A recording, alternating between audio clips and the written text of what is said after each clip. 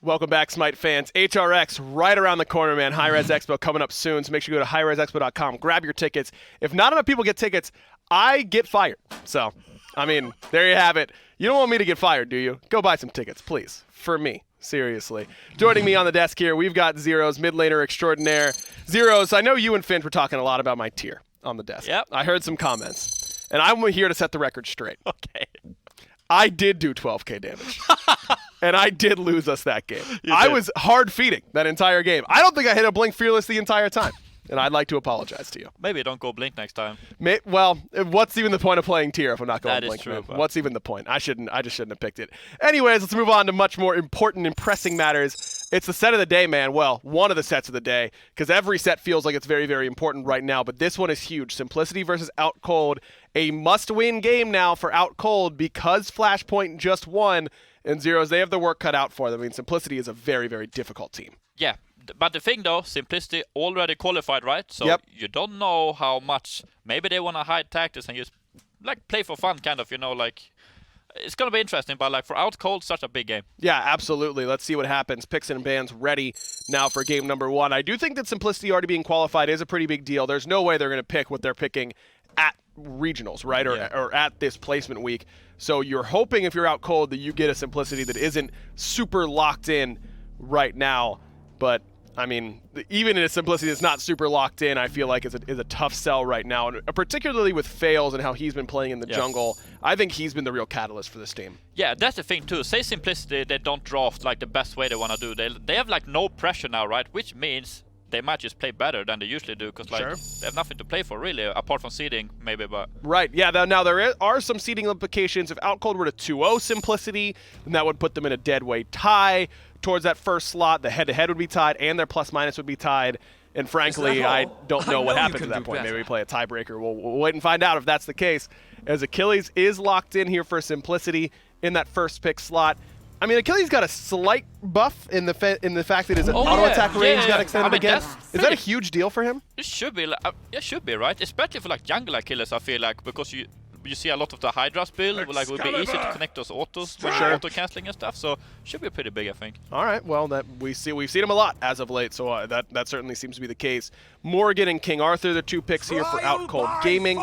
The Morrigan selection, I mean, Prime doesn't really feel like a god that's going to be for him. Probably going to be going to Spudio over there in that long lane. Prime likes to stay a little bit more at home with the traditional mages. Yeah, maybe. I don't know. I don't think I've ever seen Spudio play Morrigan either. I mean, I know for a fact I've seen Prime play it. I don't feel like it's like a pretty Prime god in particular, but I don't know. We'll have to wait and see. Susano there, that's a FrostiaK god every day of the week. He loves that character, and for good reason, man. He's a beast on it. Yep. But Merlin, Jorm on the other side, I mean, Simplicity, I think, probably pretty happy with their first 3 picks. I think for a lot of teams, I'd be set now that we see the Jorm, that, okay, that's Achilles in the jungle. But Genetics still seems to want to play these really aggressive supports, and Achilles support was a thing of the past. I guess it could still work here, potentially? Yeah, for sure. I mean, I still think it's fine. Like, he does have CC, right? Like, it's kind of weird to have an execute on your support, I guess, because you don't really want your kills to go that way. But still, like, he does have CC, he does have early pressure. Should definitely not be a bad support. And Outcold kind of split the difference here with a Hunbat's ban and a Xing Chen ban, just in case it's one or the other. It feels like Serqet locked in. That'll be for Breez in that support role. That is filling that assassin aggressive support that can try and match what we might see, but it's going to be the Horus instead for Genetics, and I think Horus Achilles together are really, really strong. Great backline dive. You can really make these carries' lives difficult with that prot shred from Horus as well. Yeah, for sure. So much early game. If this is the Ullr mid, I'm not sure about that, but Ullr, Horus, and Achilles early game, that is that's pretty scary. Yeah. Prime goes, I don't know, maybe we give him the Morrigan. It looks like it's going to actually be Morrigan mid to me with that Chronos selection. That's a Spudio classic right there. I mean, I think Simplicity looks pretty good in that draft, but it's a must-win game for Outcold. Game 1 starting right now.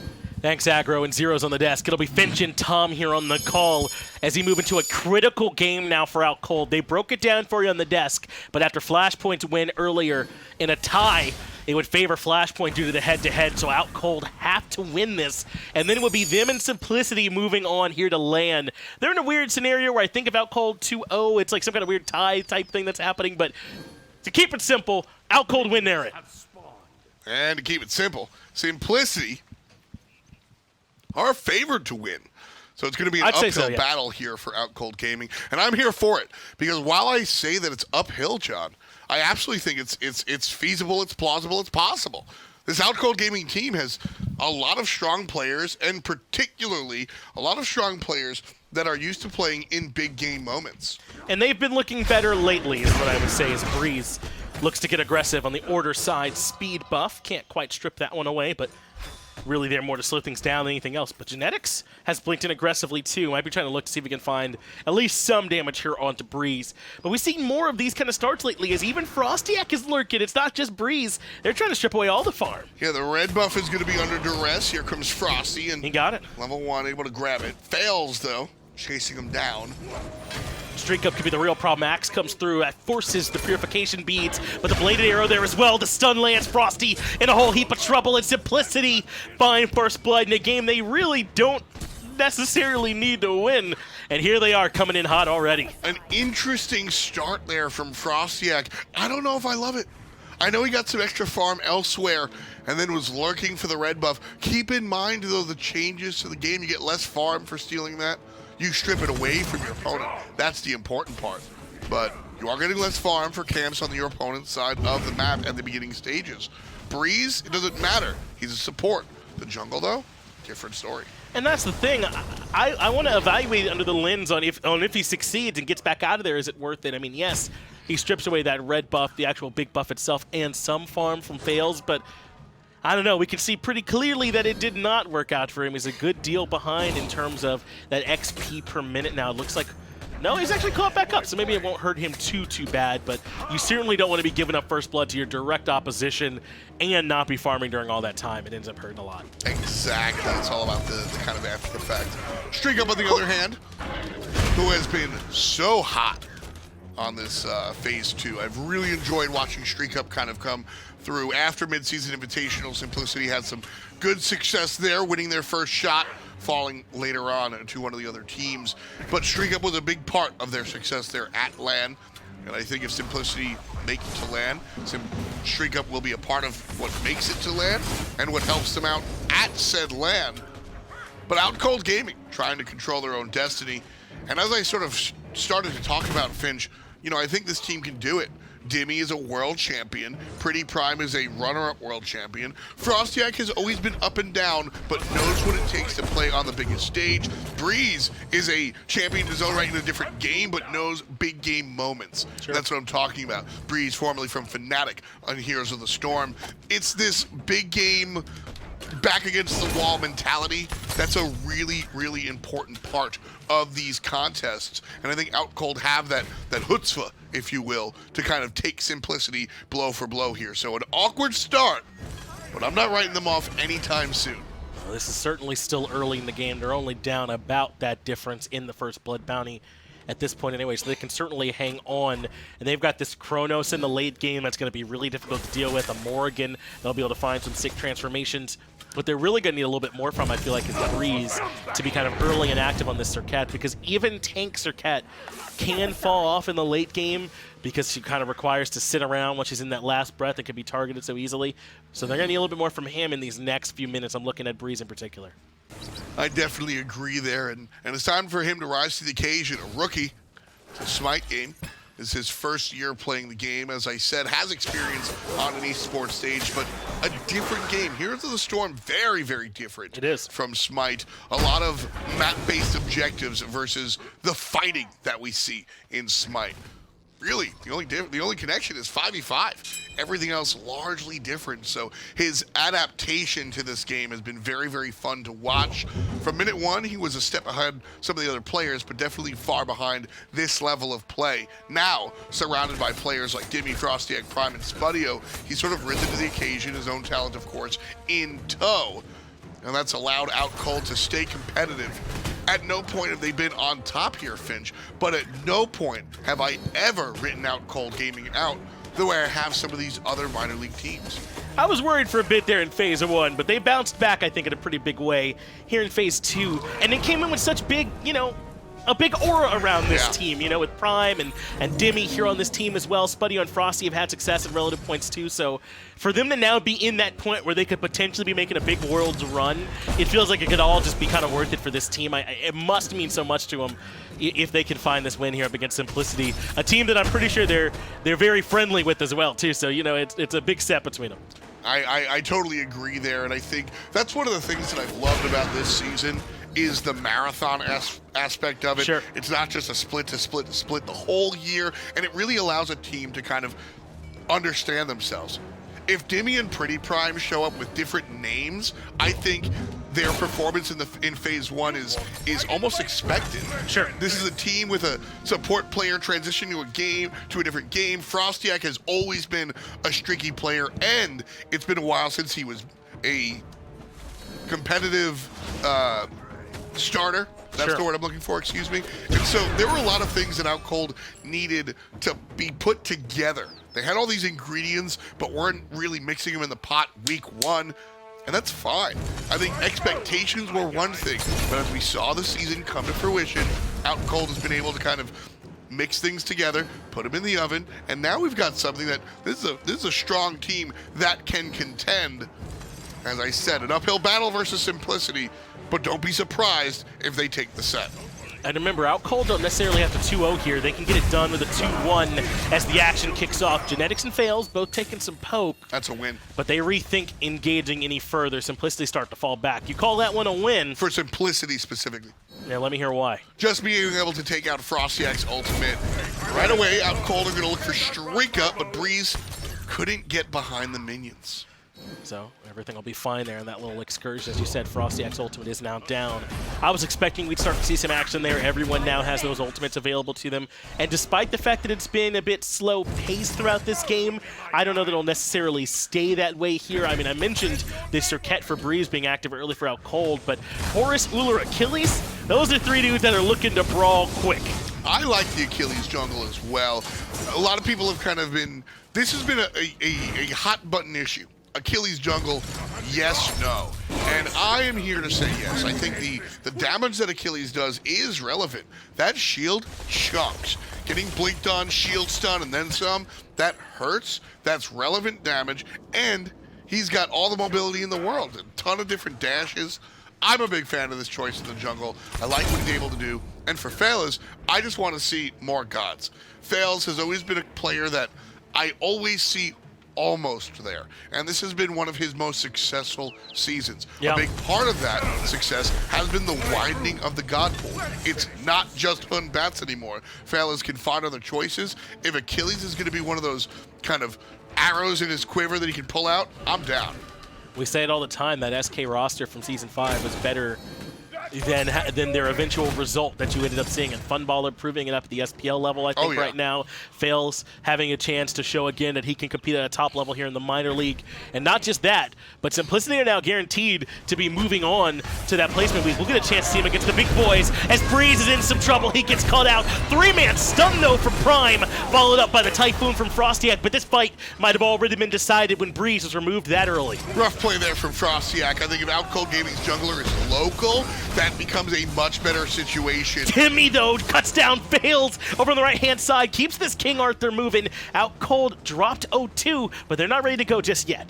Man, hate to toss it to FrostiaK, but it really is. FrostiaK went to the right side. The blue buff isn't even up. There wasn't really a reason for him to leave that area. Breez jumps in, gets jumped on. Maybe it's not the best engagement, but you can't run away there. If FrostiaK gets involved, it's not one of those situations where, okay, so we both die. I think it's one where Breez gets out. You think he needs to be there with Breez earlier. I kind of agree that Prime's initiation was good enough to where I wish we got a little bit better from follow-up from Frosty, but that initiation was so sick that I think that I do accept that maybe Frosty wasn't ready. A 3-man Morrigan stun very rarely, I think, happens quite that nuts. Very, very fair. At the same time, you know, this is week 13. It's to make it to land, baby. You've got to have that communication on lock. You know, talking to the players, that's one of those that you, the way that communication works, if you've ever played on a competitive team, you have those moments where you speak in the if and the future. Prime goes, I'm looking for the initiation. And you are just on call, essentially. You're home on your day off, and if the phone rings, you gotta go in. And the phone rang, and FrostiaK slept right through it, unfortunately. Shows up a little bit late. It's cool to see your face, but it's after Breez had died. It was after the fact. Nice little skirmish in the jungle. Does end up being a 1-for-1, but maybe an argument that it could have been a bit more.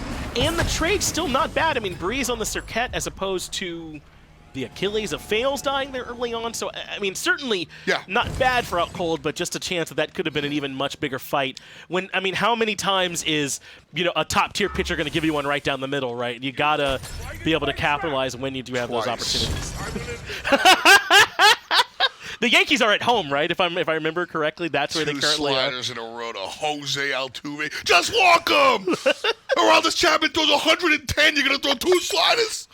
Oh, so you're upset about the Astros. I assumed you'd be upset about the Yankees. Okay, that's different. The Yankees lost to the Astros. Oh, my bad there. I was trying to Yankee burn. I didn't quite have enough information, though I was successfully Yankee burning you. Gotcha. Yeah, the Astros sent us home. Gotcha.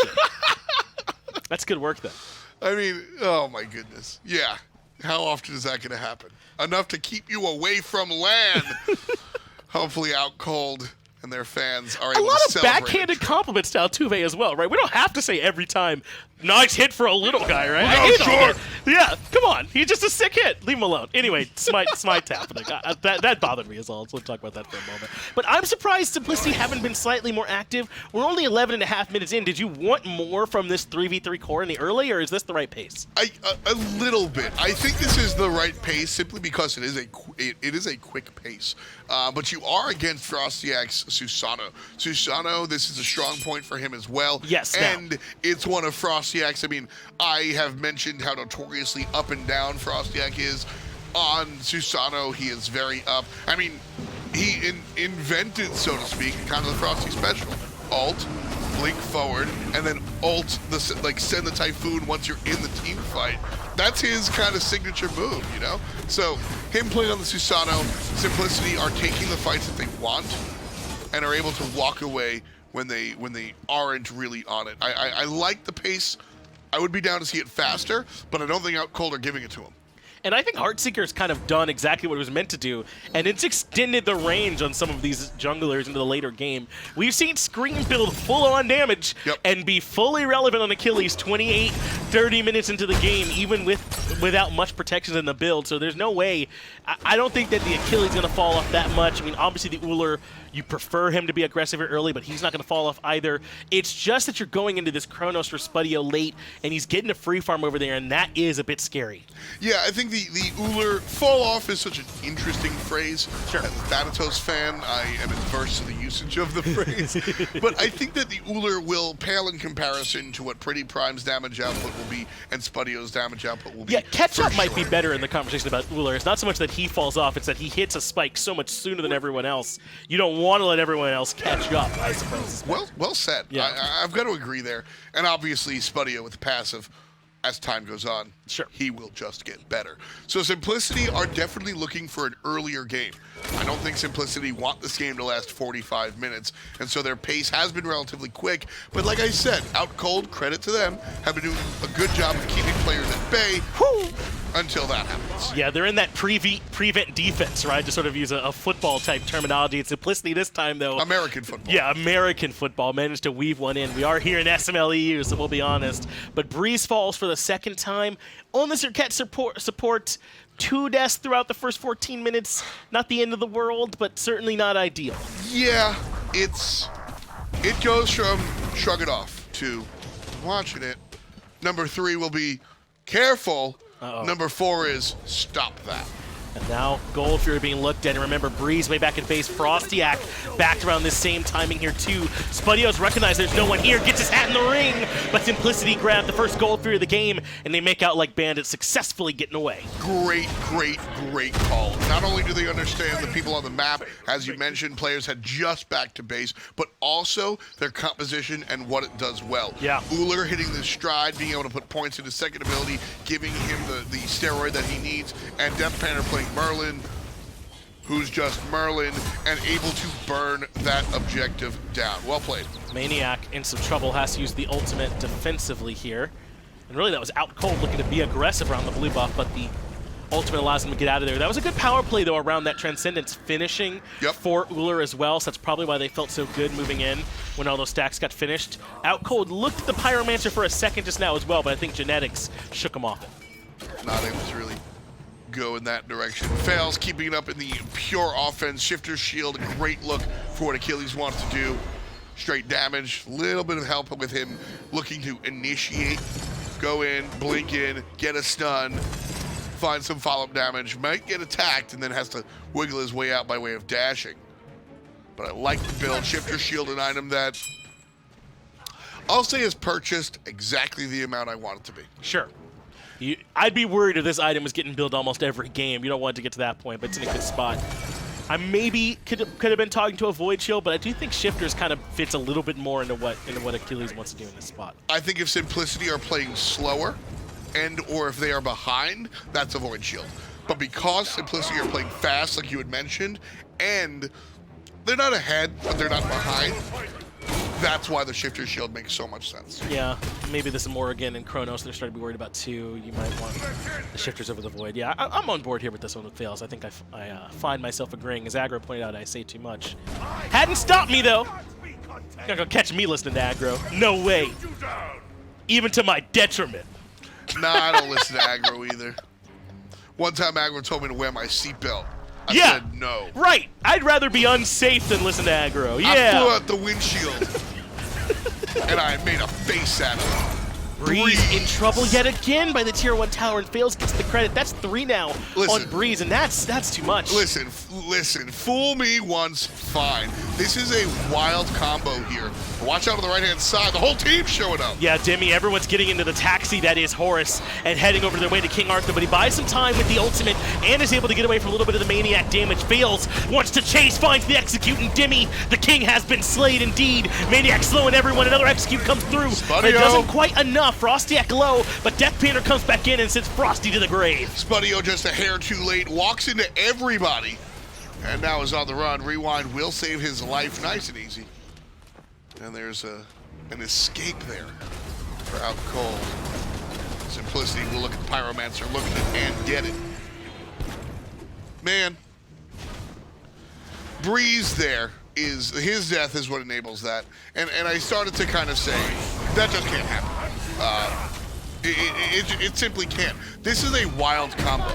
The genetics into the axe stun from StreakUp. Nice kill from Prime over Brian. And mid lane's under attack. Tier 1 tower could be nature falling. Prime is going to pay for that attempt to find the kill on Maniac and right as well. Faeles rotates over, gets that one. Simplicity grabbed the Tier 1 tower in mid. And as you said, this all is stemming from that kill on Breez in mid. Yeah, it's unfortunate. Like I said, the first death, shrug it off. The second one on your support, Serqet, I'm like, okay, let's take a look. The third one, I start to be a little bit more wary. And not only is it just numbers, as in he has 3 deaths in a vacuum, but it's also where and why they're happening. By himself, separate from the team, same combination. You're gonna, if you get caught and surprised in lane by the Horus dash, Ullr axe, kill you combo, you're gonna get surprised by that combo once. I get it. This is a surprise, Mamma Jamma, and you die. The second time, you go, man, I really should have been aware of that. The third time, that's your own bad. You cannot do this time and time again, especially when you have a team like Simplicity who excels at finding the objectives in absurdly small windows. That is their identity as a team, if you ask me, and giving them an inch, they will take 2 miles, and that's what Simplicity has done here. I'm asking a 4K lead off of what I consider to be off of a single Serqet pick. I do also wonder, you know, how much of it is FrostiaK too? He has not seemed to be on the same page with the rest of this 3v3 combo here in mid. You know, I mean, it's going to look like it's Breez a lot of the time, but if it's Frosty that's off the page, that's on a different page, it'll be the Breez the one that looks like the problem. I do wonder if maybe some of that is there to sort of be blamed as well on this Susano pick. I mean, he's 0-2-0. It hasn't looked much better for him. I think that is absolutely relevant and is the second bullet point, but unfortunately for Breez, I don't think it has to do with Breez falling down simply because of the way Breez has been caught out.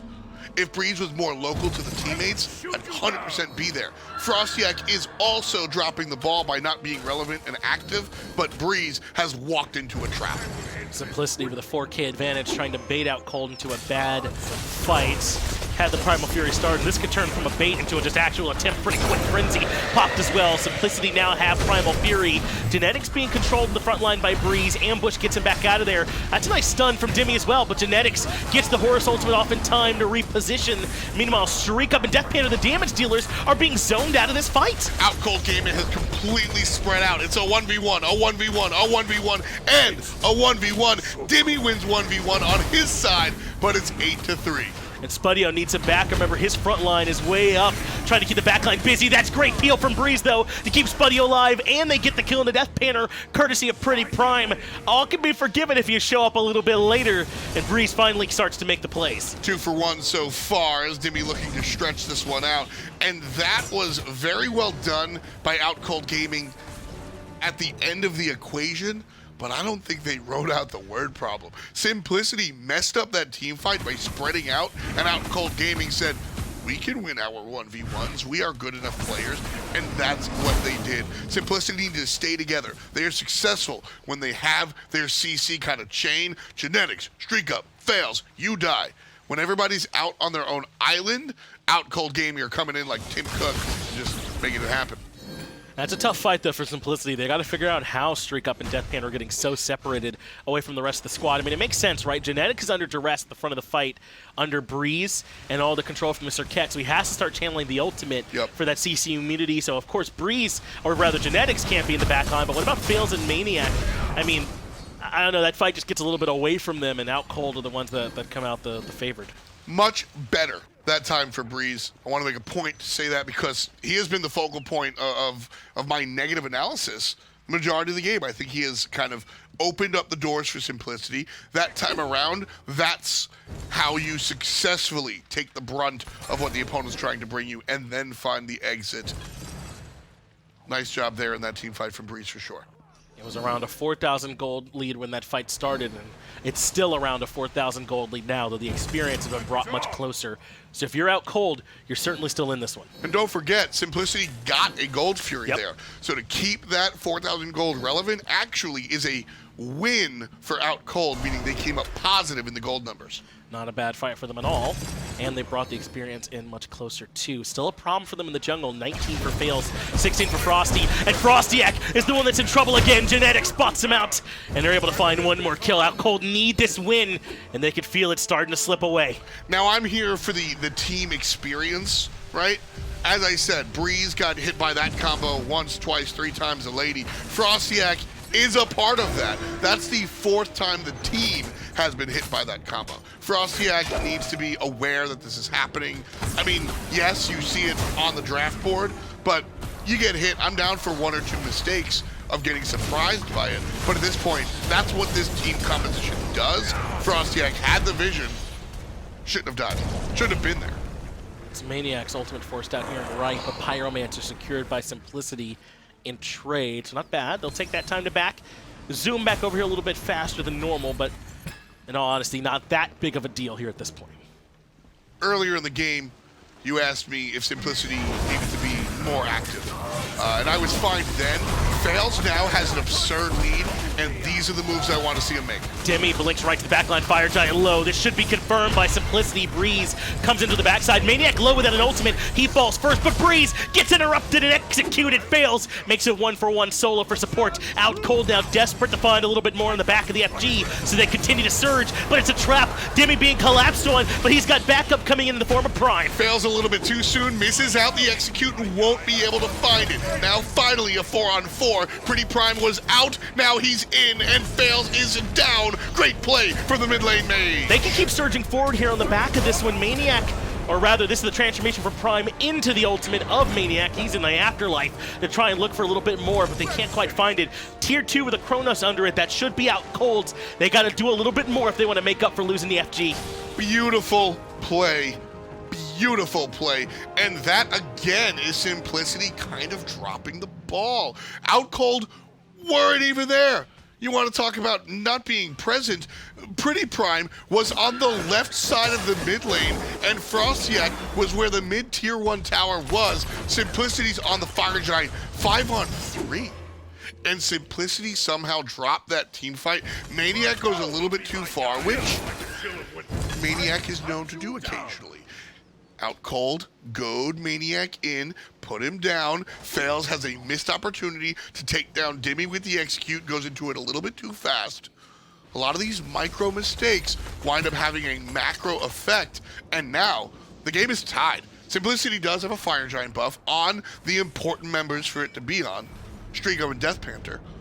But the gold differential is eliminated, and Outcold have all the map pressure in the world on the right side, which is important. Next Fire Giant, Simplicity will have to walk a long way to get to safety. Genetics looks for another blink initiation of Prime and doesn't find it. How important was it that maniaKK had his ultimate forced out before that fight too? He ends up dying as a result. Oh, yeah. I also don't think Simplicity had a ward on the back of the FG. Dimi was able to blink from there onto the back on Simplicity as well. Like you said, man, it's these small margins that end up making big differences in these team fights sometimes. As maniaKK lurking on left-hand side, primes the target. He's forced into the ultimate here earlier, just like maniaKK was. So he'll get a little bit out of the World Serpent. maniaKK forced to ultimate too. Outcold have to be careful. They can get collapsed on here. The Worms playing chicken there with the ultimates themselves. Fun stuff, but here comes Faeles looking and finding. Faeles and StreakUp combined and put down the jungle. 0-5-0 from FrostiaK, man. He's got to find a way to get involved in this match here somehow. Outcold have been playing almost without a jungler. Gold Fury now being looked at by Simplicity, but Outcold still local, and Simplicity not ready to force it down. PrettyPriMe doing the heavy lifting and then some, man.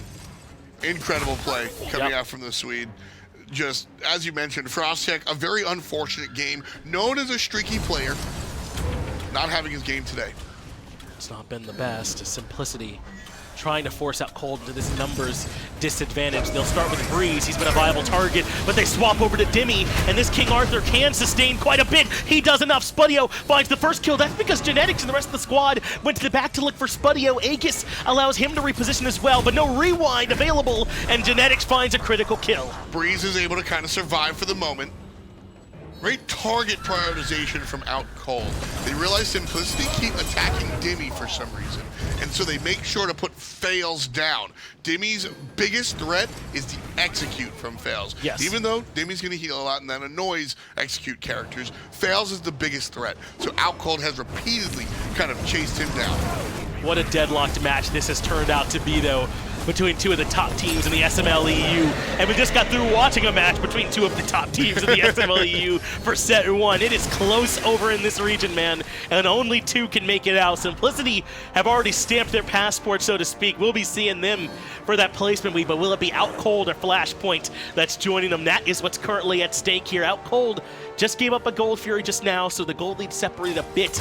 But look how basically tied this match is. Outcold with the experience lead, but Simplicity with the gold one. I mean, it's basically a toss-up. I completely agree. European Minor League has been a treat. Yes. Listen, I'll peel back the curtain. Sometimes lower than the Pro League is not good to watch. I've been here for 6 years, and my favorite memories don't always come from the minor league. They're not always winners, you know, the matches. These teams, though, have been a pleasure. Outcold and Simplicity. Outcold, we expected more because of big name, power, Simplicity, a lot of kind of almosts and has-beens if you are very, very offensive with your terminology. But Simplicity has absolutely ran it. Outcold, bringing them the fights. Tuesdays have been a lot of fun for me. Faeles, by the way, I think this has been a transformative season. Agreed. I always think he had been kind of one step behind the Pro League players, and coming down here to the minor league, not only down to the minor league, but surrounded by players like maniaKK, I think was the best thing he could have done for his career. I think Faeles now is an SPL level jungler. Coming into it, needed this sort of time in the university almost. Sure. I mean, I think some people you can draft right out of high school, right? And then some maybe need that sort of red letter year or red jersey year. I don't know what exactly it's called. Red shirt, yeah. Like some people need that. So I mean, I don't know. I mean, maybe you take it as an insult, but I don't think so, man. I mean, everybody, listen. Everybody's got their own timeline. I agree, 100%. I will be the first one to tell you that timeline is not. You don't turn 18, go to university, graduate at 22, get a job. You do whatever you want to do to be successful, whatever you need to do to be successful. And I think Faeles kind of swallowing his pride, finding a team here. A lot of people after the Pro League walk away. Faeles understanding not only what happened, but his level of potential. Very impressive. And Danny has been one of my favorite players to watch here this year, not just in this league overall. And I think his transformation has been not just fun to watch, but important as Simplicity now trying to make their way to LAN, walk around the Fire Giant. And here's the thing, if you're his opposition across the way in FrostiaK and you've been 0-5-0 and near the bottom of the player damage charts, you got to forget that, man. I mean, this game is virtually tied 30 minutes in, and you've got a plane ticket on the line here. You can show up. It's never too late to start showing up, and Frosty could certainly still have an impact for him here at the 31-minute mark now as they fight around FG. Especially now, where your team has done what they needed to do. Your teammates have stood up, taken control, and now you're level 20. Gold is largely irrelevant, and you are able to fight toe-to-toe the way you weren't in the mid-game. Dimi could get targeted, takes to the sky though with a great target in StreakUp. DeathPanter is low as well. Both of the carries have been prioritized well by Outcold, but can they get all the way back there to do the last bit of damage? StreakUp falls to PrettyPriMe. Genetics does heal up DeathPanter a bit as Prime transforms into the Jormungandr. They're gonna keep the chase going here in the maniac, who has nowhere to run as well. Outcold with it all to do, find a 2 for 0. Breez with a fantastic flank, shows up a little bit late to the party, but grabs the double Cobra's Kiss, the zigzag, and puts StreakUp in the ground by himself. And this still is not free for them. Faeles is waiting on the backside. They know he's there. Great stun from Dimi for the turnaround. The fatal strike a little bit too early. No execute threshold. FrostiaK keeps living, and Faeles is sent back to base. But can they keep this conveyor belt of doom going and slow down the push from Outcold to try and get this FG? Simplicity might have stopped the objective. Here comes Genetics, but it's all out. Everybody away from FG. They fully leashed the objective. That's perfect there from Outcold. But DeathPanter is just trying to buy some time at this point. Aegis lets him immune the damage. He wants to look for the turnaround play and can't find it. Dimi cuts him down, but the Fire Giant still stands. Simplicity may have done enough. That's why Simplicity are your top seed. Mathematically, it's a different story. Colloquially, Simplicity is the #1 team in the European minor league to beat. They are 4 players looking at a black and white screen. I think they might be the best minor league team, honestly. I'm there for Armada's the only one that's close, and without Scream, without having Snoopy on that team, maybe I think really it might just be Simplicity. I'm there for that. I mean, 4 players looking at a black and white screen, and they can confidently say they made the right choice. Yeah. You know what I mean? That disruption of the Fire Giant was imperative, but Outcold are going for round number 2. They've got it pulled. The gold, for what it's worth, 33 minutes in, is now all tied up. FG at half. It's all going to be onto maniaKK. He's the only one that's close enough. And Outcold don't have that great of confirm. maniaKK goes to the ultimate. He can't be contested. Outcold grab the enhanced Fire Giant 33 minutes in. And Prime wants to try and make a big play. Aegis allows him to stay alive on the backside, but in comes Faeles looking for the stun. But that doesn't help StreakUp. That does not save Genetics. Faeles able to find the kill into PrettyPriMe, yes. But they're going to be able to lock down the Achilles as well. Outcold need the win, and they're trying to make it happen. Breez here has to taunt about 2 seconds. Good Instead, stun. gets stunned out. And there's the hit. Spudio finds it. 14-13. Wow, man. The kill lead is usually just theater, and boy, is that beautiful. Do you think so? Yeah, switching over for the first lead in the whole game. It's so nice because any analyst would tell you got to look at gold lead and experience lead. The kill lead is largely irrelevant, but it paints a picture. And when you are 1 over after the game-grabbing team fight, that looks fun. And look at these slash lines for Breez. He was 0-4-0 earlier. Since then, no deaths, 9 assists. Same for FrostiaK. 0-5 since then, 2-0-4. We talked about them. There's no point when it's too late to show up for your squad. Yeah. And Frosty and Breez have done it in these last 5 fights. Now they got a Phoenix down. The first one of the game, no less. Simplicity now on the back foot. Wonderful play by Outcold Gaming, and this is what I was talking about, man. I think that if this is week number 3 of phase number 1, Simplicity, there's no chance that they lose honestly, this might even be a 2-0. Yeah. But we are here in the final week, week 13 of Phase 2, Outcold Gaming, taking it all and bringing it home. This is what you get when a team is able to hunker down. You've got great veteranship from Dimi, who has won a world championship. Act like you've been there. Dimi can show you because he has been there. Lot of just good stuff here for this team, for Outcold Gaming to be created and bring this type of atmosphere. We'll see. A lot of SMITE to be played, but I'm not surprised at the level.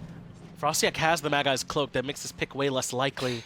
And it looks like they're not going to pull the trigger. I wonder if they wanted Prime or Spudio in that spot and weren't willing to kind of spring that trap for anyone less. Instead, simplicity.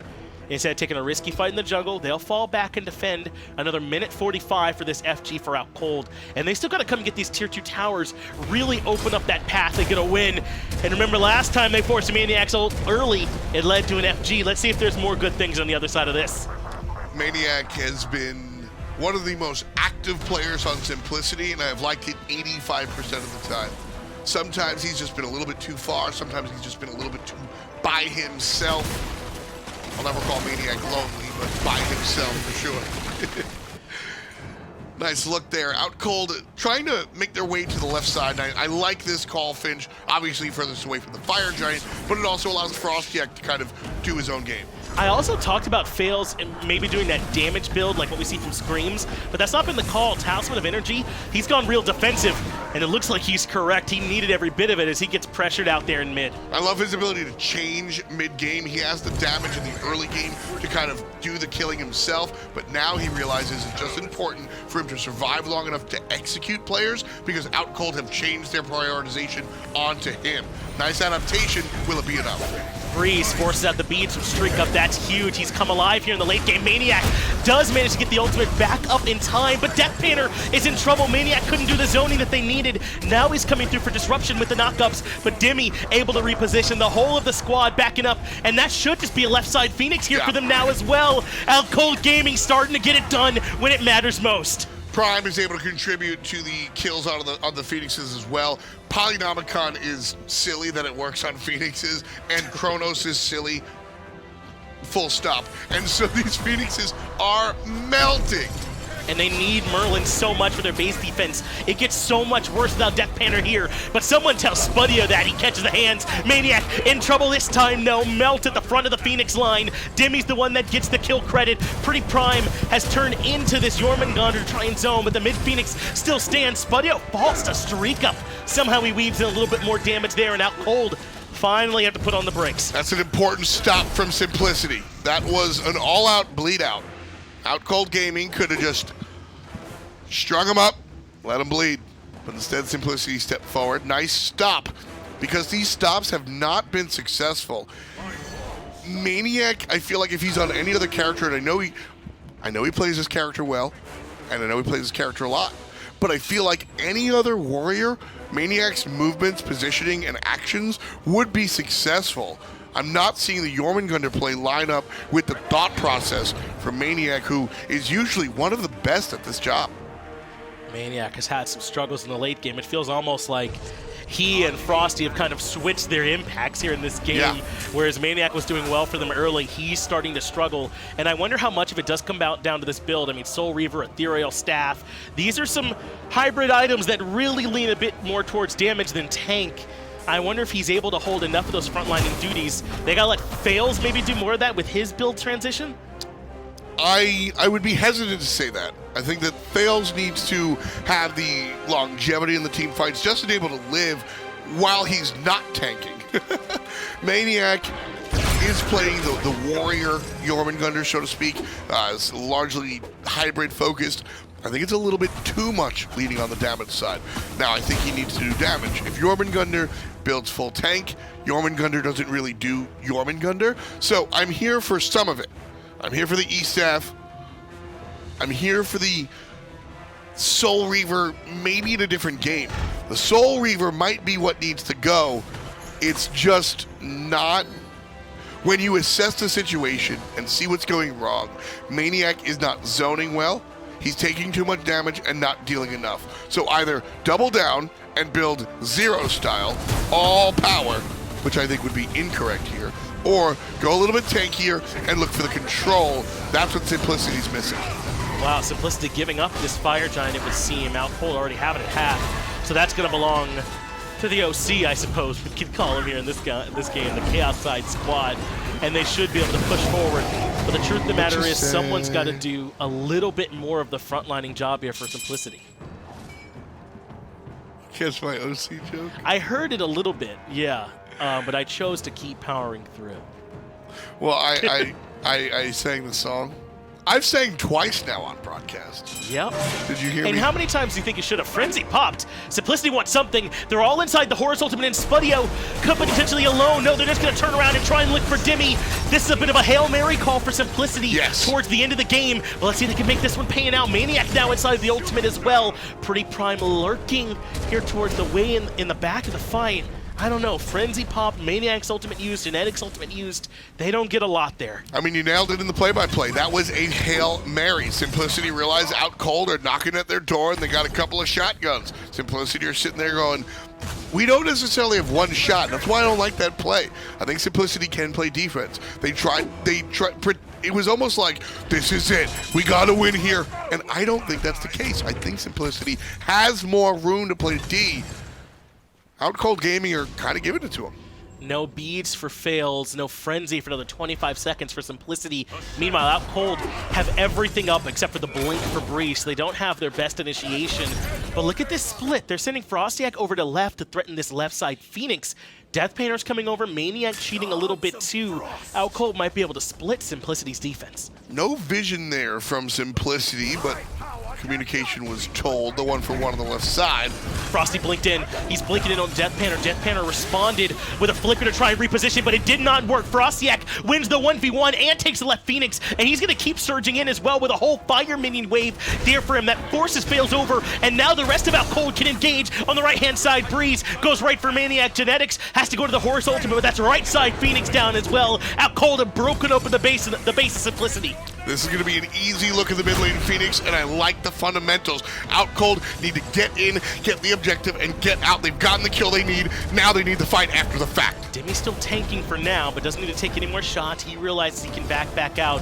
StreakUp sees Prime alone on the right. Genetic sees it too, so he comes in. They target swap over to Dimi, but what about the mid Phoenix? It's at half HP. It's even lower now. That's all three Phoenixes. maniaKK starting to fall into the kill threshold too of Dimi, who's hunting him down. Faeles low as well, but Simplicity keep everyone alive. This is the defense they have to make. Don't want to the Titan. There's no other time. Breez jumps in. Titan at half HP. Titan too low. Outcold have one of the two they need to punch their ticket to land. Fantastic play out of Outcold Gaming. Not only did they bring it back towards the end, John Finch, but they were able to get out of the hole that they dug themselves. That's so impressive. And like I said, these are the big game moments. There's a lot of things that you can say negatively about Outcold Gaming, but these players are built for big game moments. Yeah, Dimi and Prime do a ton of work in the early game to keep them relevant, in particular on that Morrigan from PrettyPriMe, man. You might not be able to give that one back to him again, but then in the late game when they needed it, that's when they were able to get their jungle and support to step up a little bit more for them as well. That's huge from Outcold. You can tell we're excited here. Give us a moment to breathe, and we'll get it back over to the desk. Thank you, Finch and Tom. An impressive win for Outcold in a must-win situation if they want to make it to land. Aggro joined by Zeros here on the desk. And Zeros, I mean, we weren't sure if Prime was going to be able to do the Morrigan. It's not usually his style. Yeah.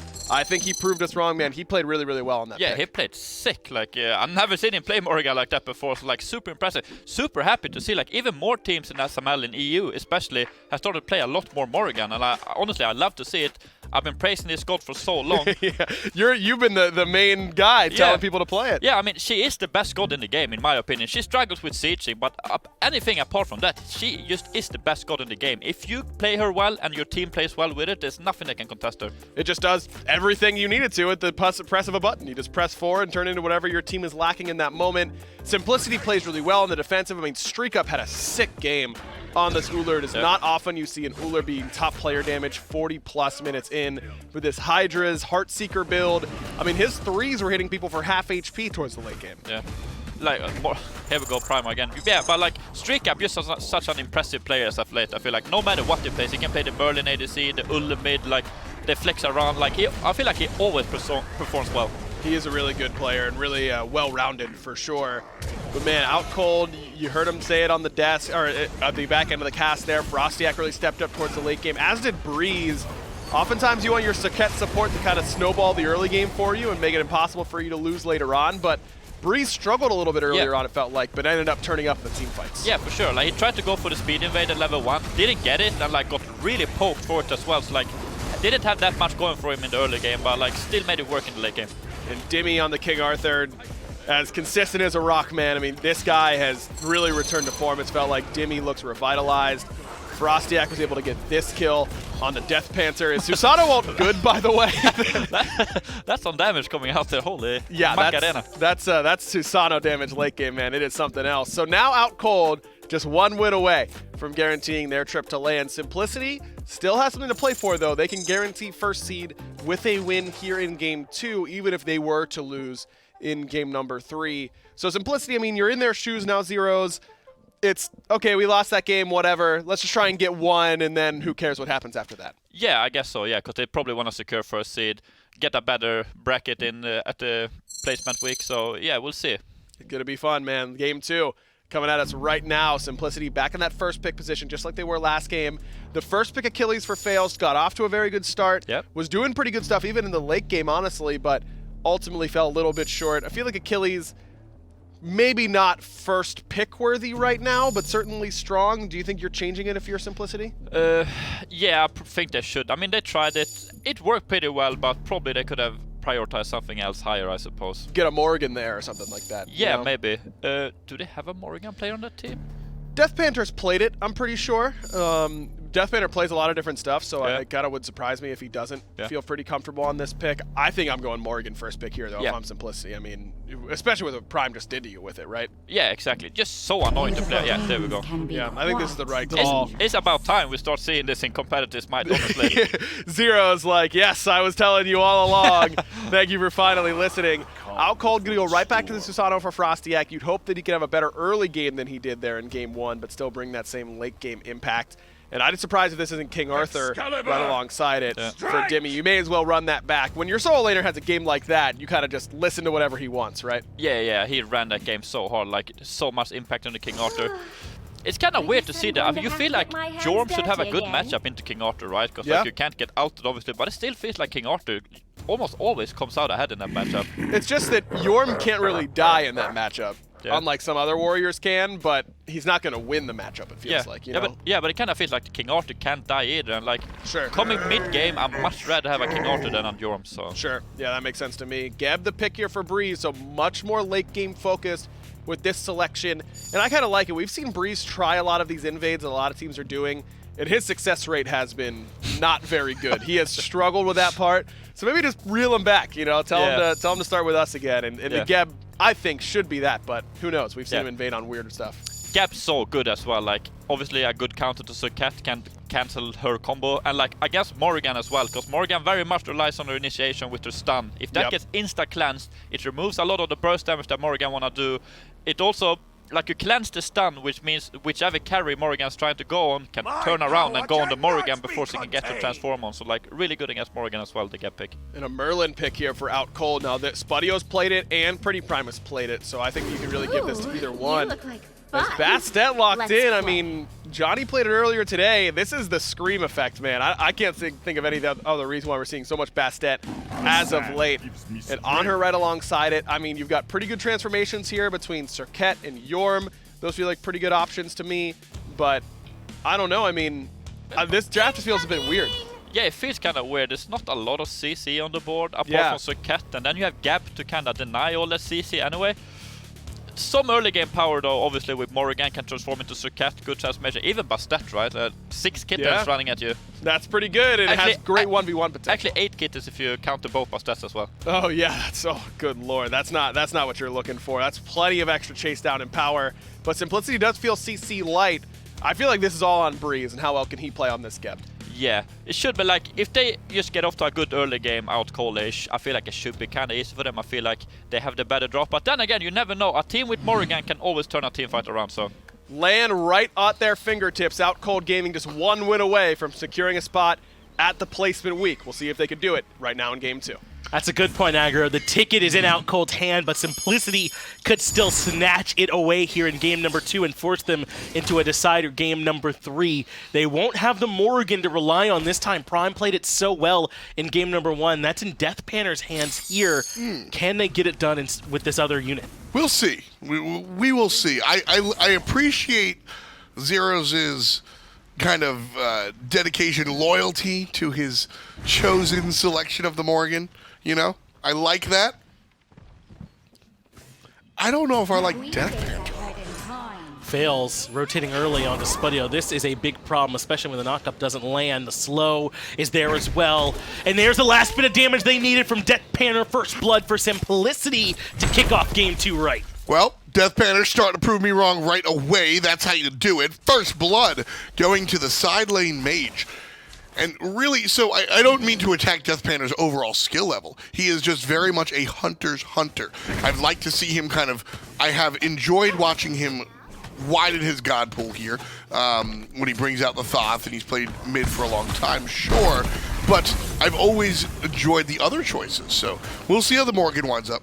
I love when everyone thinks that they can outclear Serqet Deathbane. That's about as good as it gets, man, in these early levels with the clear, defended by the blue team. But here's Frosty looking to steal speed buff and genetics. I think he saw this, so he chose not to contest. Instead, went for those back camps. But a good invade from FrostiaK steals away the speed, even though Simplicity controlled 2 red buffs here at this point. And Frosty chooses not to chase genetics there, even though he was level 2. Probably the better choice, just shy away from it, even though he is on the Susano again. Just look for the safer plays. Are you surprised by this? FrostiaK did not instill a lot of confidence in me with that 0-5 start, even though he had a really good late game performance on it. Is that enough, knowing that Frosty usually has good early games and the late game was good, to still come back to this Susano? Absolutely. Absolutely. I'm usually a little bit more on the side of trusting the player.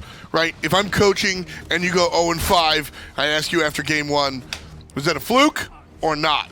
When it comes to FrostiaK and Susano, that's his signature character.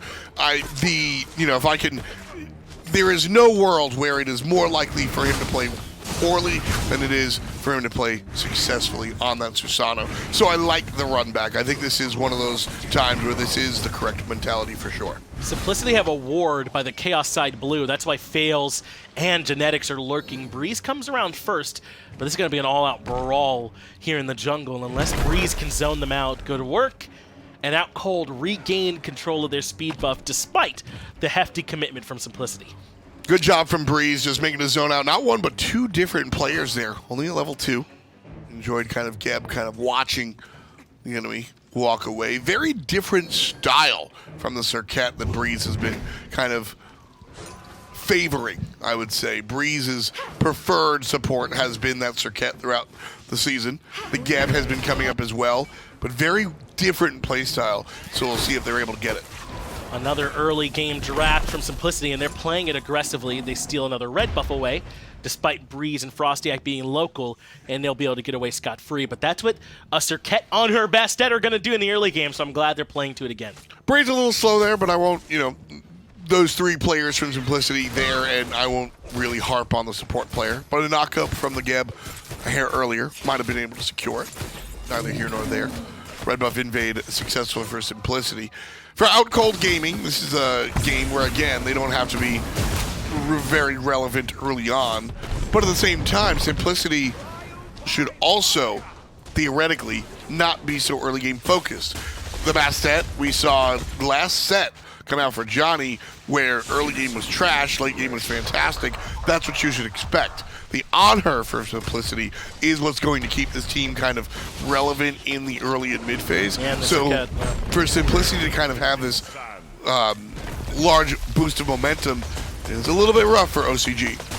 Yeah, Outcold, I think, have largely seeded at least this portion of the game, these very first few, 7 or 8 minutes with this draft.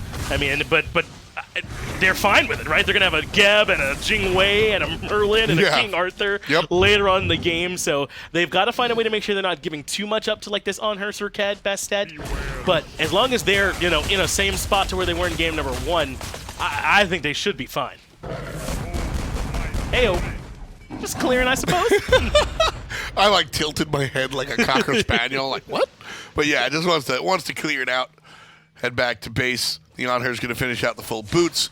And a nice look there right away. So if you're going to back for the full item, yeah, sure. Just go ahead and burn it. Small enough cooldown. That's why one of the reasons I enjoy Anhur here in this mid lane. It's a low cooldown. If you want to be offensive, defensive, or anywhere in between, the ultimate offers you a lot of different utility, from the damage to the range to the outright CC immunity.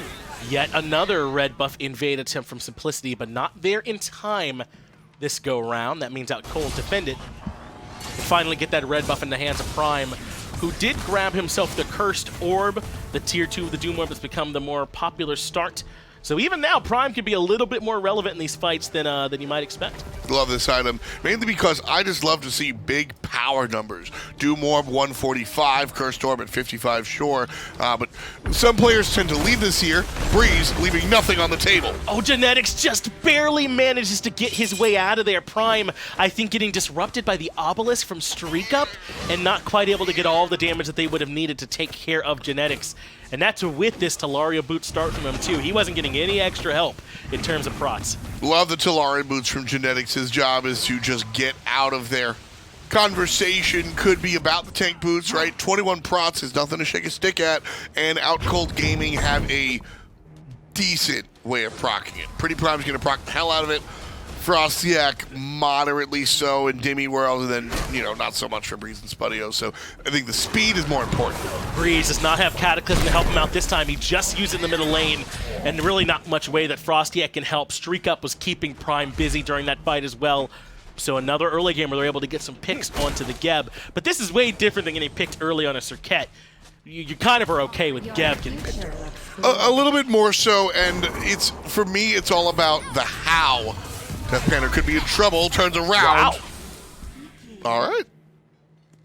Spudio hit eject on that one, huh? I mean, I would thought maybe there's a chance the airstrike might be used aggressively for a kill, but yeah. I think you give Serqet her due in a 1v1, and I'm never going to be mad at Spudio for running away on a Jing Wei from a Serqet. Not a lot of, excuse me, not a lot of war division here coming out from Outcold Gaming. That's a good point. I think the second DeathPanter turns around at 30% HP and goes, I'll fight you, Spudio goes, you must have somebody coming because this is a bad fight for you. Sure. So immediately leaves. DeathPanter, go play some poker, man. Great bluff. That's not bad from him at all. Currently looking very comfortable, I would say, on this Morrigan. His Genetics lurking close. There's the Cataclysm, but it's just Dimi and Breez here. Maybe not a ton of kill potential. I say that as if King Arthur doesn't do a bajillion and a half damage. Nice work from him. But Breez ends up low as well and has to retreat to the right. I'm with you there, and your assertion is to just not enough damage there, despite Dimi's high damage. But I want to roll back a little bit, no pun intended, to the Geb death, actually, earlier on. Sure. Because timing, character, pick-off, sure, context is key. I drew a lot of ire to Breez's deaths early game in game number 1 because it was the same combo time and time again, and he was frequently out of position. This, on the other hand, was a great adaptation or a great call from Simplicity, and I probably have to give credit to Genetics on that one. They force out the Geb ultimate. You mentioned it in your play-by-play. Outcold were aggressive with that call at the Geb ultimate. Yeah. Right. And then after the fact, you mentioned the play-by-play. Simplicity simply didn't have to worry about Breez's ultimate. Right. And so they made the right call of going aggressively. I like that play a lot. Genetics is on his way to this, so Spudio, that was his opportunity to get the kill, and now he's quite vulnerable. He's already used the beads too, so this should be a pretty easy pick. Unless Breez can get here in time for the Geb shield, no way. He cannot make it. Faeles cleans up an easy pick for the third one for Simplicity. Yeah, just an easy gank, pushed up on the lane. I mean, it's one of those plays that everybody saw what happened. You're just on the wrong side of the field, buddy. Can't be standing there. Simplicity with their third kill. Outcold Gaming need to get something going. And again, I'm looking at FrostiaK. It all came out, all well and good, at the end of game number 1. Right. But this early game needs some stemming here. But let's say we give Spudio the best case scenario there where he does get that kill into DeathPanter, like off the airstrike. Do you think it's worth it if he ends up dying on the back end from that gank? I feel like that's probably the best way to kind of evaluate if that's the right call to go that aggressive there. He winds up trading out there Spudio for the DeathPanter. The players are about even. If he's 1-1-0, is it better than... honestly, it's just a coin flip. Gold-wise and experience-wise, it really isn't much of a difference. You're looking at opportunity for objective. That's just Spudio getting ahead of himself a little bit and fighting in lane. I think he probably does need to live on the back end. I guess getting killing in direct opposition is still pretty strong, as Pyromancer only 15 seconds away from spawning, but there'll be a fight over here on the right-hand side either way. Yeah, to give you a direct answer to that question, yes, he does have to survive in order to make it worth it. Okay. And that was probably an unlikely outcome.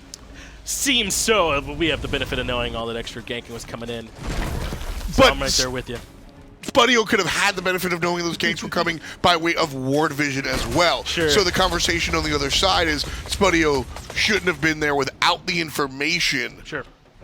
Whether it comes from teammates or wards, that's really the root of what we were talking about. Just needs more vision, needs more conversation, whether it's a ward or a rotating mid laner. And it's weird too, because I feel like this draft is slightly more late game than the one in game 1, and yet Outcold have been way more active here this time, right? They have the Jing looking for solo kills up against the Morrigan in lane when Jing is not known for having pressure. The Geb, who almost certainly is thought of as need to be hid away in the early game, is blink cataclysming in the middle lane, and that ends up costing him a death. I mean, you're okay with these deaths happening normally with this kind of draft, but it's because Outcold are looking to make plays. Exactly, and I can't fault them for that. Sure. I can absolutely fault them for the lack of execution, but I think the game mentality, the gameplay is in the right direction. I think Outcold are absolutely kind of have the right mentality in saying that we are late game, but so are they. This isn't a world where we're late game, they're early game, wait out the Thanatos, and then at 30 minutes, we're just better. At 30 minutes, it'll be even still. The Merlin will be matched up by the Morrigan, and Faeles' choice will match up with FrostiaK's choice, and maniaKK and Dimi will go head-to-head. You know, so this isn't a situation where you can wait for your composition's time in the sun. Everybody's getting tan. It's just a matter of who's going to make the first punch. Usually, the first punch better than the counter punch. Looking at our drafts, I still agree with that. And Outcold Gaming making the first move is a nice look. Oh, but are Outcold going to recognize this Pyromancer is happening? It looks like they did not. Simplicity able to sneak one away from them in the night. I saw 3 members grouping up and left for Outcold. I thought maybe they knew and were trying to make a Gold Fury play, but it's become clear now that they did not, as all they really do is go defend their own jungle. Yeah, the vision here has just been a little bit rough. You can see great job from Simplicity support genetics. 7 wards placed down for him. The carry is placing wards for themselves. Spudio is just warding on their side of the map. All the other players are really what you're looking at. So you've got your Anhur in the middle lane placing wards as well as genetics here. That's over 10 just with those 2 players. Whereas conversely, you look at Outcold Gaming's mid lane ward vision. You've only got 3 out of PrettyPriMe and the support player 3. That's 6. Obviously, the ward vision is not matching up, and Simplicity are able to make these sneak attacks on the objectives and the players because of the knowledge that they have. Outcold Gaming, they do not have the level of satellite view that Simplicity does. You can kind of tell from some of the plays that they're making that they might not have as much of that information as Simplicity, but despite that, Doug, if we can see the charts, there's still a pretty even game in gold and in experience as well. Simplicity, even 3-0 with a Pyromancer to their name, really have not pulled away from Outcold by any significant measurable metric here at this point. I think Outcold are right there with them. Absolutely. You know, the Pyromancer is a minimal objective. It is the smallest on the map outside of Totem of Ku, but, you know, an objective nonetheless. Yeah, maybe even smaller. You hear people complain about them Totem of Kus. Where are my Kus at?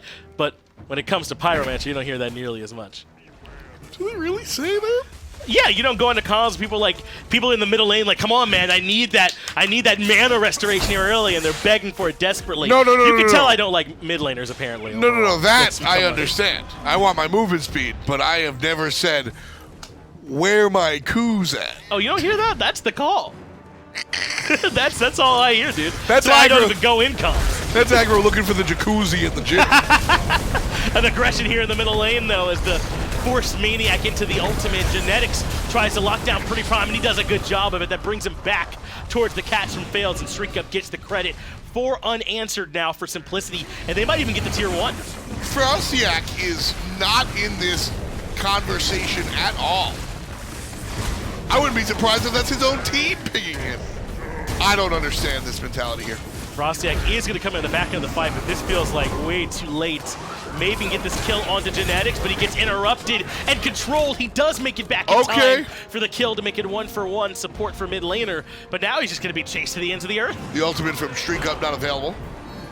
And even still, FrostiaK gets a kill. Cool. The tier 1 tower already finished. His team getting chased down, and he will die after the fact. FrostiaK needs to be involved there. I get that he's down a little bit. He's down a level and a half. That is a fight FrostiaK can be involved in and should be involved in. I wonder if that means that Outcold just really weren't expecting for that fight to happen. You gotta think Frosty, if the call is there, would be joining up with the rest of the squad. I think it was decision paralysis, to be honest with you. FrostiaK just going, all right, I gotta go in. How do I get in? Because he was all the way down the lane, and you're right. Outcold Gaming wasn't expecting it, and that's kudos to Simplicity. That's what they do. All of a sudden, we're here, and But you've got to, like, not be in shock. Sure. And FrostiaK kind of stutter-stepped.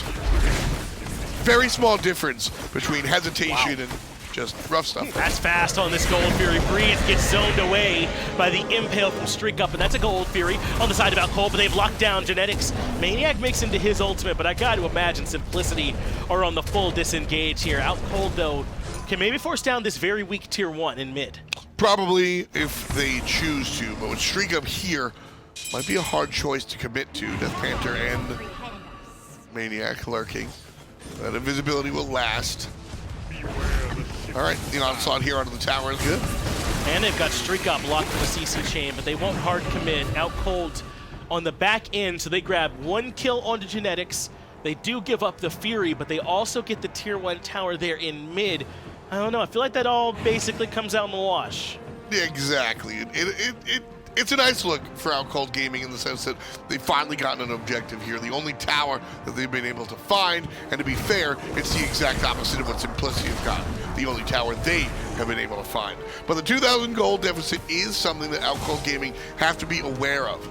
A lot of times when you have this late game lead, you can look at a 2,000, 3,000 gold deficit and go, or excuse me, late game comp. You can look at a 2,000, 3,000 gold deficit and go, all right, we'll make up for it later on. But as I said earlier, John, looking at the draft that Simplicity have, that will be tough to deal with in the late game as well. Bastet will just get scarier. DeathPanter will just get scarier, etc., etc., etc. So Outcold Gaming, 2,000 gold, okay. But once it hits 3,000 to 4,000 gold, that's where OCG has to start getting a little bit more fastidious on how they choose to engage. Should be a tier 1 tower left. DeathPanter gets that because Faeles forces not only Spudio to back, but gets the airstrike out of him defensively as well. Frosty can't win his matchup. In fact, he's in a whole lot of trouble. Cobra's Kiss is there, but Breez on the way to back him up. But DeathPanter underneath the tier 1 tower, able to take down Spudio. Full credit where credit's due. I had questioned this choice onto DeathPanter.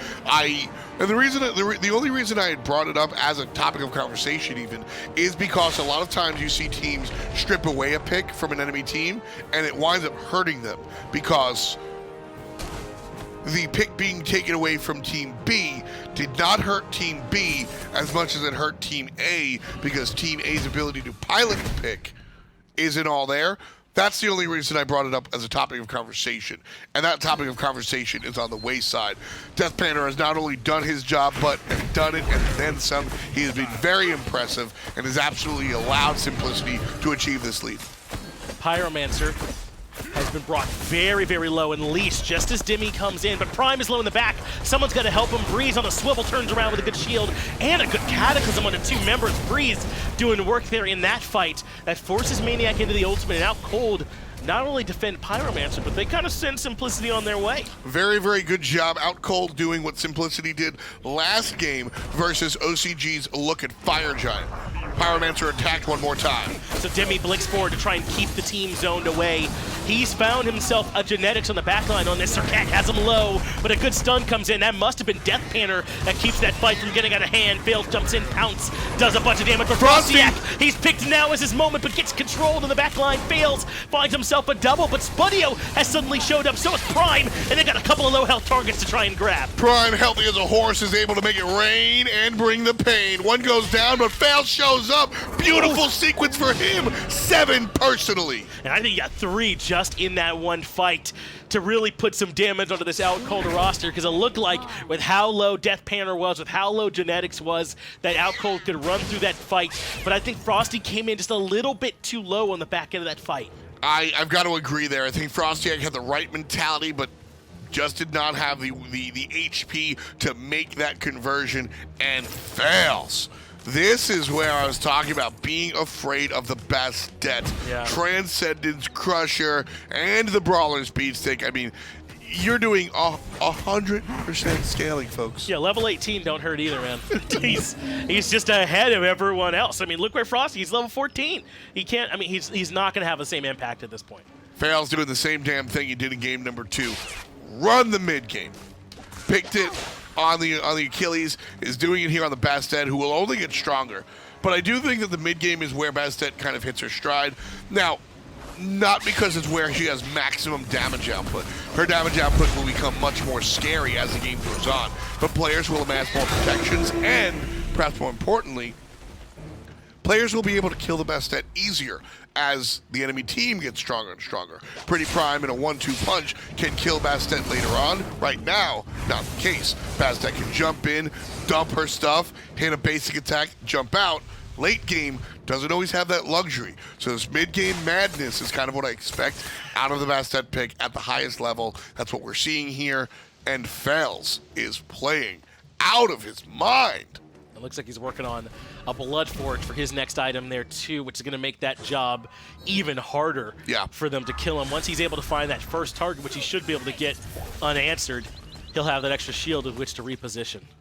Gonna forge a shield out of the blood of his enemies. It's pretty intense, isn't it? It's really intense. Primal Fury, not Gold Fury, being looked at by Simplicity, and slowly they've been starting to extend this lead out, winning a couple fights here and there, grabbing the Pyromancer here and there. Now a Primal Fury, and what was once a really close game that Outcold could fight into late game, now they're down 7,000 experience, 6,500 gold. It's starting to get a bit out of reach for them. It's kind of tough here. Outcold Gaming are able to take the next fight. 6,000 gold is where I still implore teams to look for the engagement. Maybe not look for the engagement, but don't shy away from the counter engage. And I wonder if Spudio is regretting this Wind Demon now. If that's a rage, then you have this late game item to start looking towards. But I don't know if Wind Demon's all the same as StreakUp's low in mid, but FrostiaK just not good enough for it. Faeles gets to come in late and start cheating off everybody else's homework, man. Not bad at all as he takes down FrostiaK Outcold.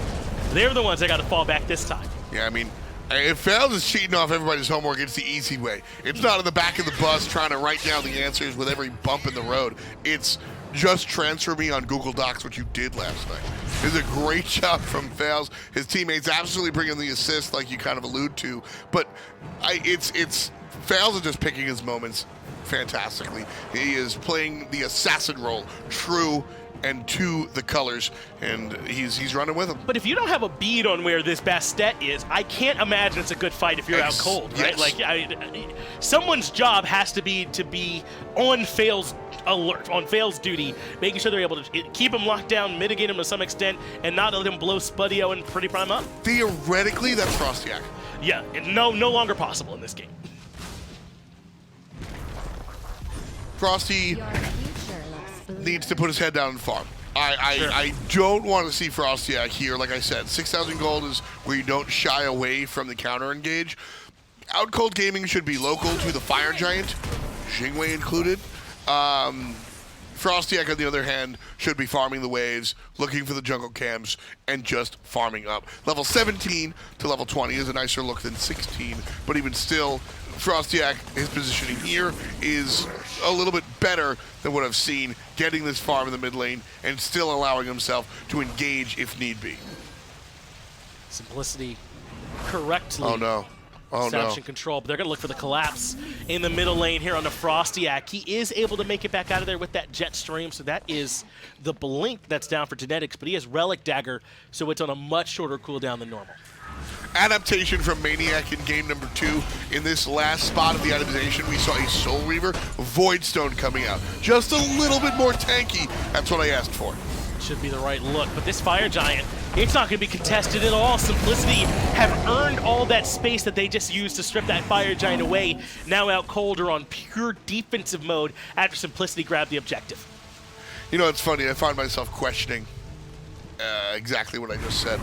maniaK's Voidstone would have been the right choice in game number 1. Now I'm kind of... This is where you build the Soul Reaver. You are up 10,000 gold. You do have the lead. Maybe this is where you do want that damage. Luckily for maniaK, and I think this is where the decision-making came from, the damage coming out from the Bastet is carrying the team, and DeathPanter will certainly contribute. Number 2 on the team is maniaK, for what it's worth. So the damage has been very important. As I said, if you're not doing damage as Jormungandr, you're not really doing Jormungandr. So I like the itemization. Maybe this is a world where you can fit the Soul Reaver in, but I like maniaK's step back from game number 1, understanding what kept him underground. It's defense time now, though, for Outcold. It looks as though they're very likely going to cede these tier 2 towers away, and I mean, down 10,000 gold, that's probably just the best call. The best fight you can hope for is on the Phoenix. And they still have this Merlin who could be great on Phoenix defenses, a Geb to try and keep everybody healthy. But FrostiaK has struggled mightily in the early and mid game of these games here so far.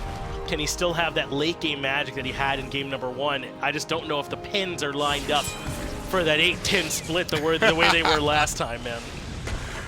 Hey man, maybe he changes games and kicks the field goal. Sure. I don't do you know get to decide that? Do you get to just be like, yeah, I'm better at kicking field goals. Let's just do that. No, that's where you walk up and you go, all right, you know the game of bowling? I'm going to change the rules. Sure. And if I hit it in between the pins, I win. Oh, that'd be nice, wouldn't it? That'd be way easier if we could do that. FrostiaK has to try and find a way to change the goalpost, but Simplicity not giving them enough time to even find the rule book as they're already threatening near these Phoenixes. They've got 3 in mid, 2 in left to try and split the defense here from Outcold.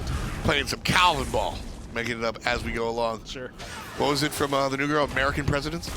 Well, now you're the one mixing it all up. First is like the Calvin and Hobbes reference, and then you move into New Girl, where it was American Presidents, a game that there are written rules for, by the way, but yeah, not happening here. I'm just going with the idea that you can kind of make up the rules as you go along. Sure. Simplicity have been doing just that.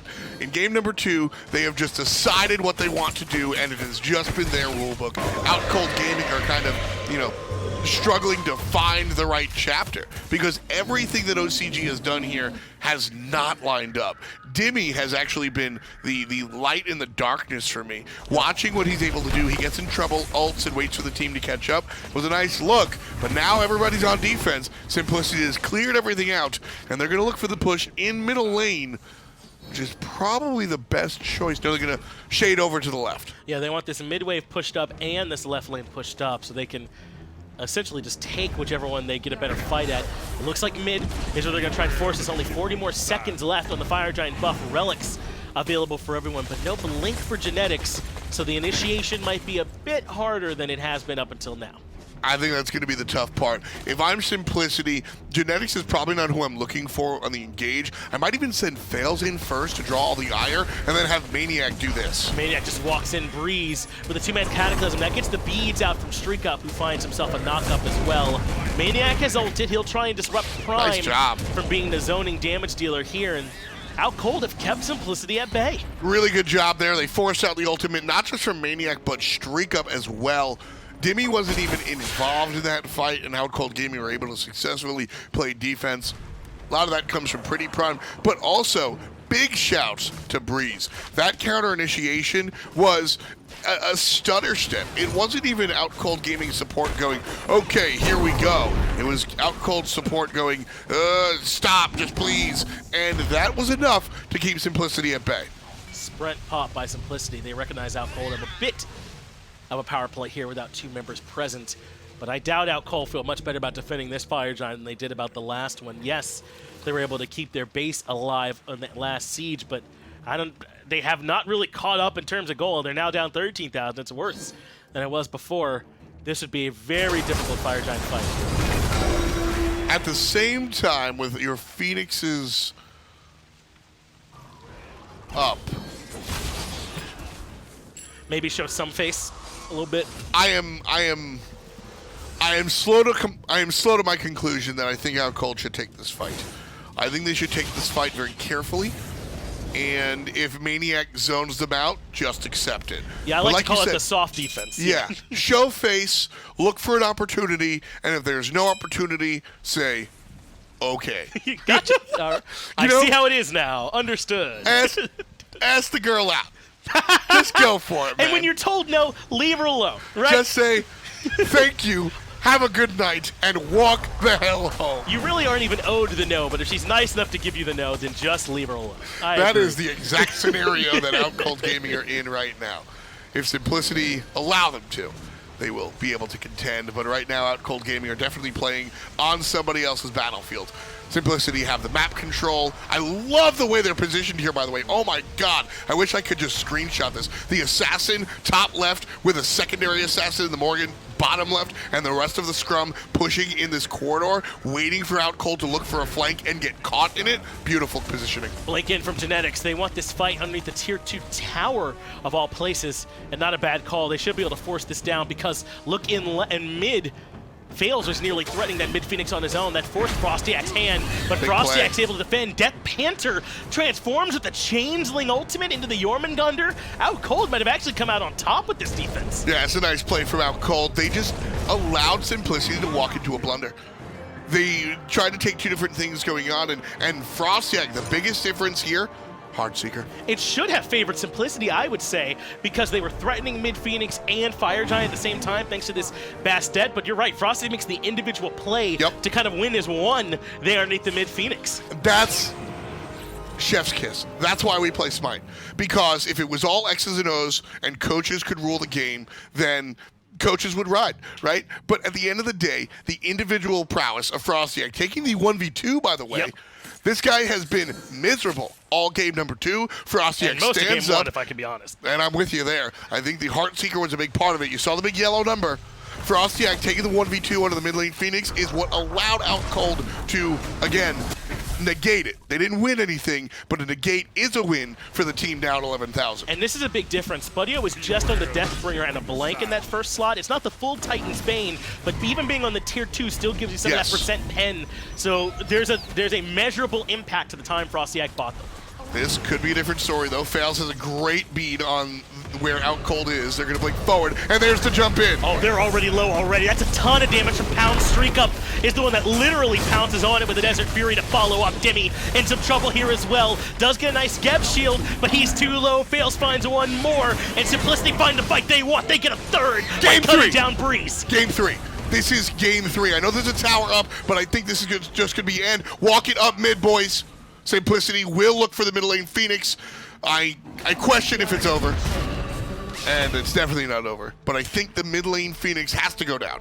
This mid Phoenix is going to go down, and I think you're right to wonder if they can get more on the back end. It's just Spudio and Prime. There's no front line here for the defense. Genetics jumps in, catches a ton of damage, but fails. Gets the kill on the PrettyPriMe mid Phoenix, well below half. And Spudio's pretty good at Jing Wei, but defending up against 5 is an impossibly tall task. Simplicity come barreling into the Titan room. There's the damage coming out from DeathPanter and the rest of the squad as well. Full on deicide, and we are indeed going to game 3. And that is how Simplicity has gotten their reputation. That is the style of gameplay that Simplicity plays to make them one of the most feared teams in the entirety of the minor league. Reason be damned. And again, I hate to harp on it, but shout outs to Faeles, who is bringing his team. He is leading the car. Yeah. Hard carry there from Faeles, I'd say, on that Bastet that game. And as loud as we got, even louder are the Flashpoint boys, who need one more win from this one for them to be the ones that make it all the way to LAN. Outcold, one more game to decide it. We'll have them break it down here on the desk. The gatekeeper we all expected, Simplicity, and headed by the Bastet pick from Faeles. Who would have guessed, man? Aggro joined by Zeros here on the desk. I mean, Zeros, Bastet's the pick of the day. Yeah, definitely. The set we saw previously as well, the Bastet is popping off. So I feel like Bastet and Morrigan are the gods you want if you want to win today. Seriously, pick them, and pick them early, because those picks are going hot, especially the Morrigan. His first pick here for DeathPanter got off to a very, very good start with this gank by Faeles. And this is exactly how you want to start the game off, is getting these two ahead. But man, I don't know. Maybe Scream doesn't want to see this much Bastet. It might start taking credit away from him. Everyone says you must be so sick to make Bastet look good, but it's a lot of people making Bastet look good. Yeah, it's just so much damage. I feel like she should struggle more early game, because I feel like her early game is really weak, but like she gets to mid game, she gets to Transcendence or Crusher or whatever, like a lot of power in her build, she starts dealing so much damage. It's crazy, man, and the cats really do it for you. I mean, don't forget, a while ago we added that change to the passive, or to her ultimate, to give her power. That's why you see the little circles going around her right there. That's 2 power buffs that she's gotten. You can really feel it. Look at that, 400 damage on the jump. What a sick fight that was from Faeles, and the Bastet's working for him, man. This is when Simplicity looks like they're at their best. Yeah, for sure. And I said it to you earlier, but I feel like whoever's first pick next game's gonna win, because they're gonna get Morrigan, right? Because second pick you kinda have to ban Persephone, Isis, and Amaterasu. So first pick will get Morrigan, and whoever gets Morrigan will win. It's been that way so far in this set. Maybe Dimi could get his signature tier now that tier is back in the meta. Might see that, but I can't imagine that Outcold would go any other way than first picking the Morrigan with how these games have gone. I mean, DeathPanter doesn't do the most player damage in the game, but he's up there, and it's the impact as well. I mean, it's so hard to go on the Morrigan. It's such an easy target for you to slip away. Yeah, it's just so annoying to play against in general, I think. It's like, as playing as a carry against it, and now you have to take in consideration as well, you're against a 10-0 Bastet as well that we one-shot. So you have like kind of 2 assassins, one that's stealthed and one that can blink on you, and both one-shots, so hard to play against as a carry. Yeah, both Prime and Spudio being like, all right, boys, let's pick the Morrigan for ourselves this time around and try and get this dub, because this is a must-win now. Outcold, do or die, win or go home, or stay home, I suppose, and they will not come to land if they don't win this. Flashpoint certainly rooting for the boys of Simplicity, and Outcold in first pick actually banned the Morrigan right away. A little surprised. I don't know about this one. There goes the win condition, I guess, that I You've was already talking about. Hey, I mean, at least they know that Simplicity won't get it, right? That's the big deal. I mean, now you can kind of fudge these picks and bans to get to the point where you do get tier or Ama or something. I mean, Simplicity now could leave open everything and just try and get two of the OP picks. Seems like they are, because Isis, Persephone, Amaterasu, all 3 still open. So I expect Outcold to ban one of them, right? They don't want to give 2 away for only getting 1 in return. Sure, and there we go. It's Persephone that they decide to ban. So now Simplicity has to make the choice. Do we want to trade Ama and Isis? And they decide they do, ban away the tier. That makes sense to me. Outcold, I imagine is going to go Isis here, and they do. It just feels like you want to give PrettyPriMe the tools to carry your game, and I think this is a good way to do it. Yeah, I feel like Isis is kind of the perfect god for PrettyPriMe playstyle too. I feel like he's always been like a premier backline mage player, right? Yep. He wants his team to play around him so he can do a lot of work. You peel for Prime and he will do the damage, right? He's always been like a big Zeus player, a hook player, them kind of gods. I feel like Isis does exactly the same, so really good. Perfect. And Thoth on the other side is scary, but it also feels like Dimi feels so confident on the King Arthur that he can say, you know, give them Ama, I'll take King Arthur, and be able to make the same level of impact. So that's why we see the Isis first pick overall. That makes sense to me. Now we're looking for a support most likely, and it'll be the Serqet pick. Now, you could have gone towards the Susano here for FrostiaK, but he's been a little bit cold on that pick so far this set, it's felt like. Yeah, it hasn't looked super great, I guess. Not as you're used to seeing of him, at least. Kind of interested in this Amaterasu pick, though, because I feel like it could be something that Genetics play, right? Yeah, it feels like his style, for sure. I mean, in your face, being able to chase you down. But then Naja tells me that he might be playing that, though Faeles also plays the Naja. I don't know. It's good setup for the Thoth. That's what I know. I mean, this is a pretty good comp so far. Yeah, really good for simplicity as well. Like, all these 3 picks can be flexed in so many. Like, Thoth can play 2 different roles. Naja can probably play 3 different roles. And Amaterasu, I mean, 3 as well, but most likely 2. So, a lot of flex open on simplicity. They can kind of go wherever they want with this draft. No Anhur ban is interesting from Outcold. That's still on the table here for simplicity if they want it. And they do want to give that over towards StreakUp. But instead with the Chronos pick, that's Thoth mid lane now, it looks like, for StreakUp. A god that he's pretty comfortable on, and giving that Chronos over to DeathPanter. Are you worried this is too much late game, though? Don't you think it would be the other way around, though, where DeathPanter plays the Thoth? Or maybe does StreakUp play the Thoth? Yeah, StreakUp plays the Thoth for sure. He's been a Chronos player his whole career, but it feels like you want to put the Chronos. I'd rather have Thoth in mid than Chronos in mid. That's the reason I'm expecting it that way. I think Outcold's early game is really, really sick here. I'm a little bit worried that Simplicity can't compete in the early stages with this draft. All their damage is late game. It's Ama, Thoth, Chronos. That takes a while to get kind of rolling. Sure, Thoth though is kind of good at preventing teams from having too much early pressure because he has such long range good wave clear, right? And he can poke as well, so I feel like he's kind of good against his heavy aggression. Yeah, and like Nash has really strong level 1 as well, so I don't know. I'm just thinking about how fast they can kill frontline on Outcold with like Nemesis ult into ICCC, so you can lock down someone for so long. So they're really going to be able to kill tanks. Outcold, must-win game. Will they make it to LAN, or will it be Flashpoint returning from the midseason invitational? We'll find out right now. Game 3, John Finch and Tom Battinger. Wow, man, a competitive region coming down to one game. Could you have written it really any better than this? If Outcold win, it's that simple there. And if Simplicity win, then they just wrote 5 plane tickets for Flashpoint then instead. Which one of those deserving squads? I mean, you can't be disappointed either way, right? Which one of those deserving squads are the ones that make it here to LAN? We're about to find out. He done did it. He done did it. Breeze. Yeah, but it's Serqet Deathbane. Of course, even with 3 people there, he's favored 55-45. It's cool to watch it happen 1v3, okay? 1v1, I'm there on the John Finch and Jaden train. Sure. I just like to make fun of Deathbane. I'm still chilling. 1v3, that's where I'm like, I'm looking at it. Yeah, no, you're right. That is definitely impressive there for Breez to have gotten that. It looks like they want to steal even more. They're on the Chaos side blue buff here now, but they interrupt the Serqet and they still steal it anyway. Okay, Outcold here to play in the very first game, and they got maniaKK low. No kill potential, but they're bullying him around on this Amaterasu. Very, very strong pick there. You want to talk about strong picks, though. Faeles on the Jungle Monkey, StreakUp on the Chronos, Genetic. This is a scary draft for Simplicity. It's good, isn't it? I mean, Genetics, I think of Ymir first, admittedly, when I think of Genetics. His Ymir pick is very, very strong. But Naja is right close to it. DeathPanter, if I think of a mage, it's Thoth guy. Faeles, as I mentioned, his success in the Pro League was off of him. Everything here for Simplicity is a great look. Then you look across the way, Dimi's on Anhur for the 3rd game in a row. FrostiaK on the Nemesis is an interesting look, but I love it against maniaKK's choice. Yeah, it is going to be good into this Amaterasu, but I don't know, man. For your LAN ticket locking in Nemesis jungle, I mean, I suppose FrostiaK realizes pick Spudio's in trouble, though, makes into the wall, and is able to make it out of there. He doesn't even have to use beads. That's a really good escape from Spudio there. Yeah, I mean, I think, the Nemesis it all comes down to the team fight, for sure. And if I'm Spudio, I'm in trouble right now. You certainly are. He gets rooted, and that should be it. He makes it into the wall, but they're right here waiting on him when he comes out. Oh! Dashes to the top side, and that's first blood for Simplicity.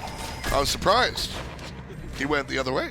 Yeah, I mean, I think DeathPanter was like, oh, and then killed him. Maybe surprised him for 0.2 seconds. First blood going down to Simplicity again. We have seen some unimpactful early games for sure. What happens at minute 3 does not matter, it seems, at minute 30. That's very true. Trouble for maniaKK, though, as Breez finds the taunt. They have been very active on this right side, and this used to be the play against Amaterasu. Her early game was slow enough that you could bully her in these first 7 or 8 levels. But nowadays, it hasn't been quite that case, but Breez has sat over here, and they've stolen the bully buff now twice, the speed buff once. Yes, Spudio's getting bullied in left, and they lost some red buffs there, but it looks like they're trading the left side of the map for the right side. Exactly, and if I'm going to trade one side of the map for the other, the blue buff is simply the more important one. The purple buff, I'm going to miss the experience, but obviously my carry is getting all this solo farm. I am much more concerned about my blue buff and my sustain in lane, particularly if I'm the Amaterasu. And it looks as though, maybe the idea is to try and keep this Amaterasu down, accelerate Dimi's curve at the expense of Spudio's. Now, that does mean they're letting DeathPanter get up to a really good start on this Thoth, and Thoth long lane rotations are scary, but so are early King Arthur rotations. It's just a matter, I suppose, of which one of those are more impactful despite getting more farm and getting less farm. Does Dimi do more with less? Can Spudio make up for having less? Can maniaKK do more with less? And can DeathPanter make sure that his early game spike pans out? Yeah, I think maniaKK making the rotations early will be a great look for simplicity, as the auras are really what it comes down to. And so as long as he's able to stay relevant with respect to experience, I think it's fine.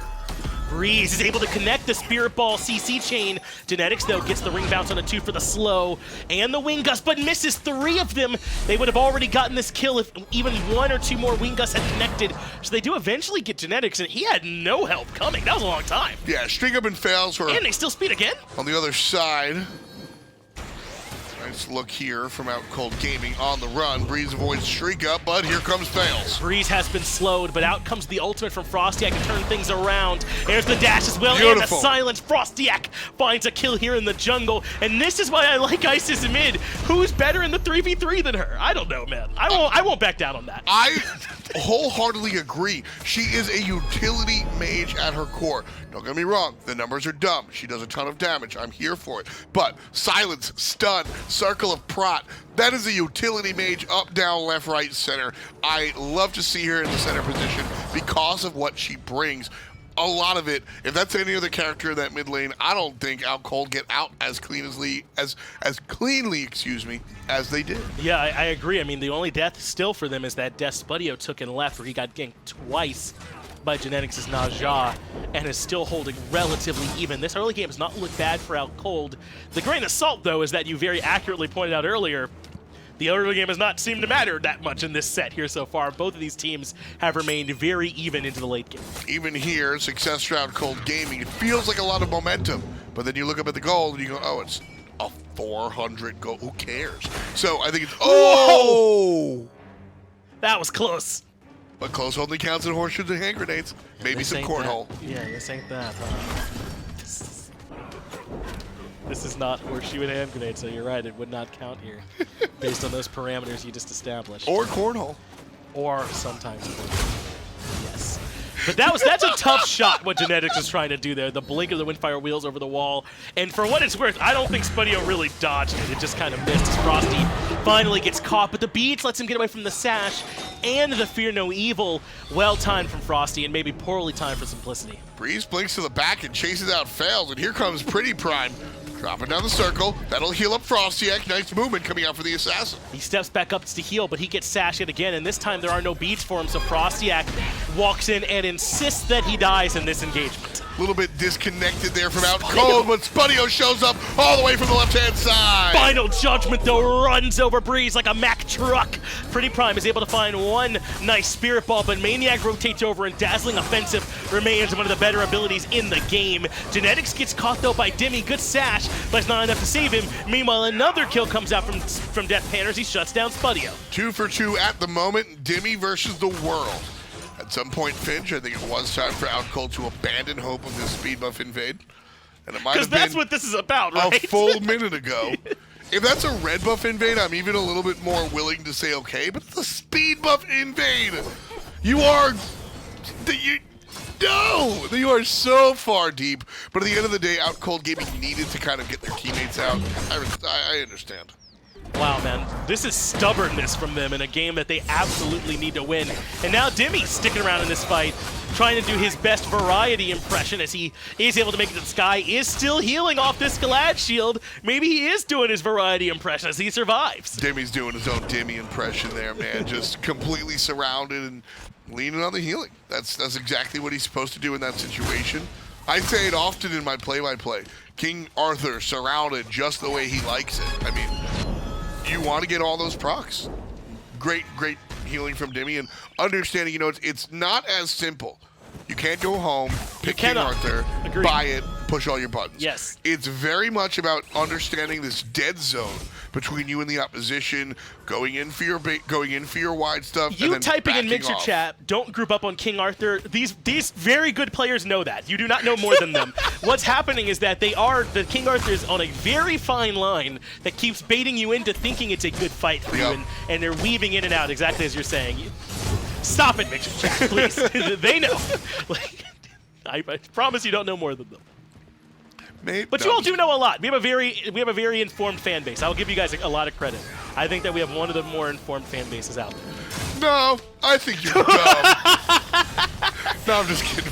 Gank on maniaKK, and that's going to find a kill. Nice work there from Breez. Wow, hasn't he turned it on from that start in game 1 where he was 0-4? He has been so much better since then.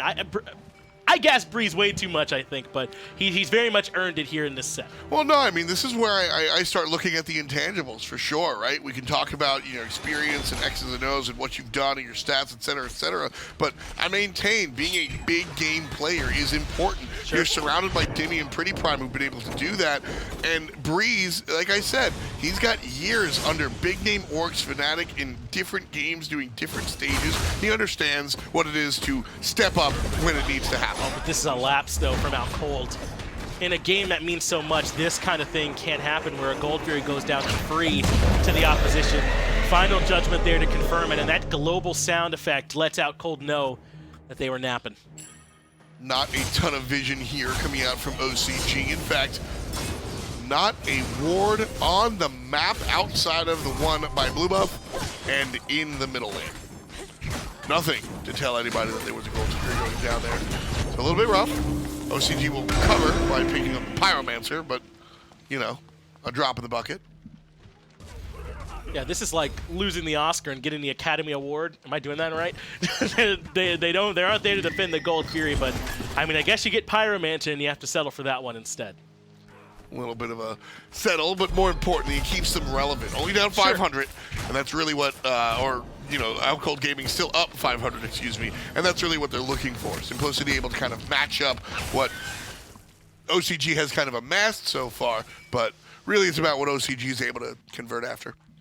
Looks like we do have a pause coming in, so give us a second to get that all sorted out. This will give us a great opportunity to talk about one of those things that I'm not sure I'm 100% sold on yet, and that's the attack speed Amaterasu that's starting to develop over there in the short lane. Berserker Shield into the Toxic Blade, skipping on boots so far, I believe, and does do some decent damage to those autos. They can chunk. So I think it's less about full attack speed on the Amy and more about Berserker Shield, and more about the fact that you are just leaning on the basic attacks in general.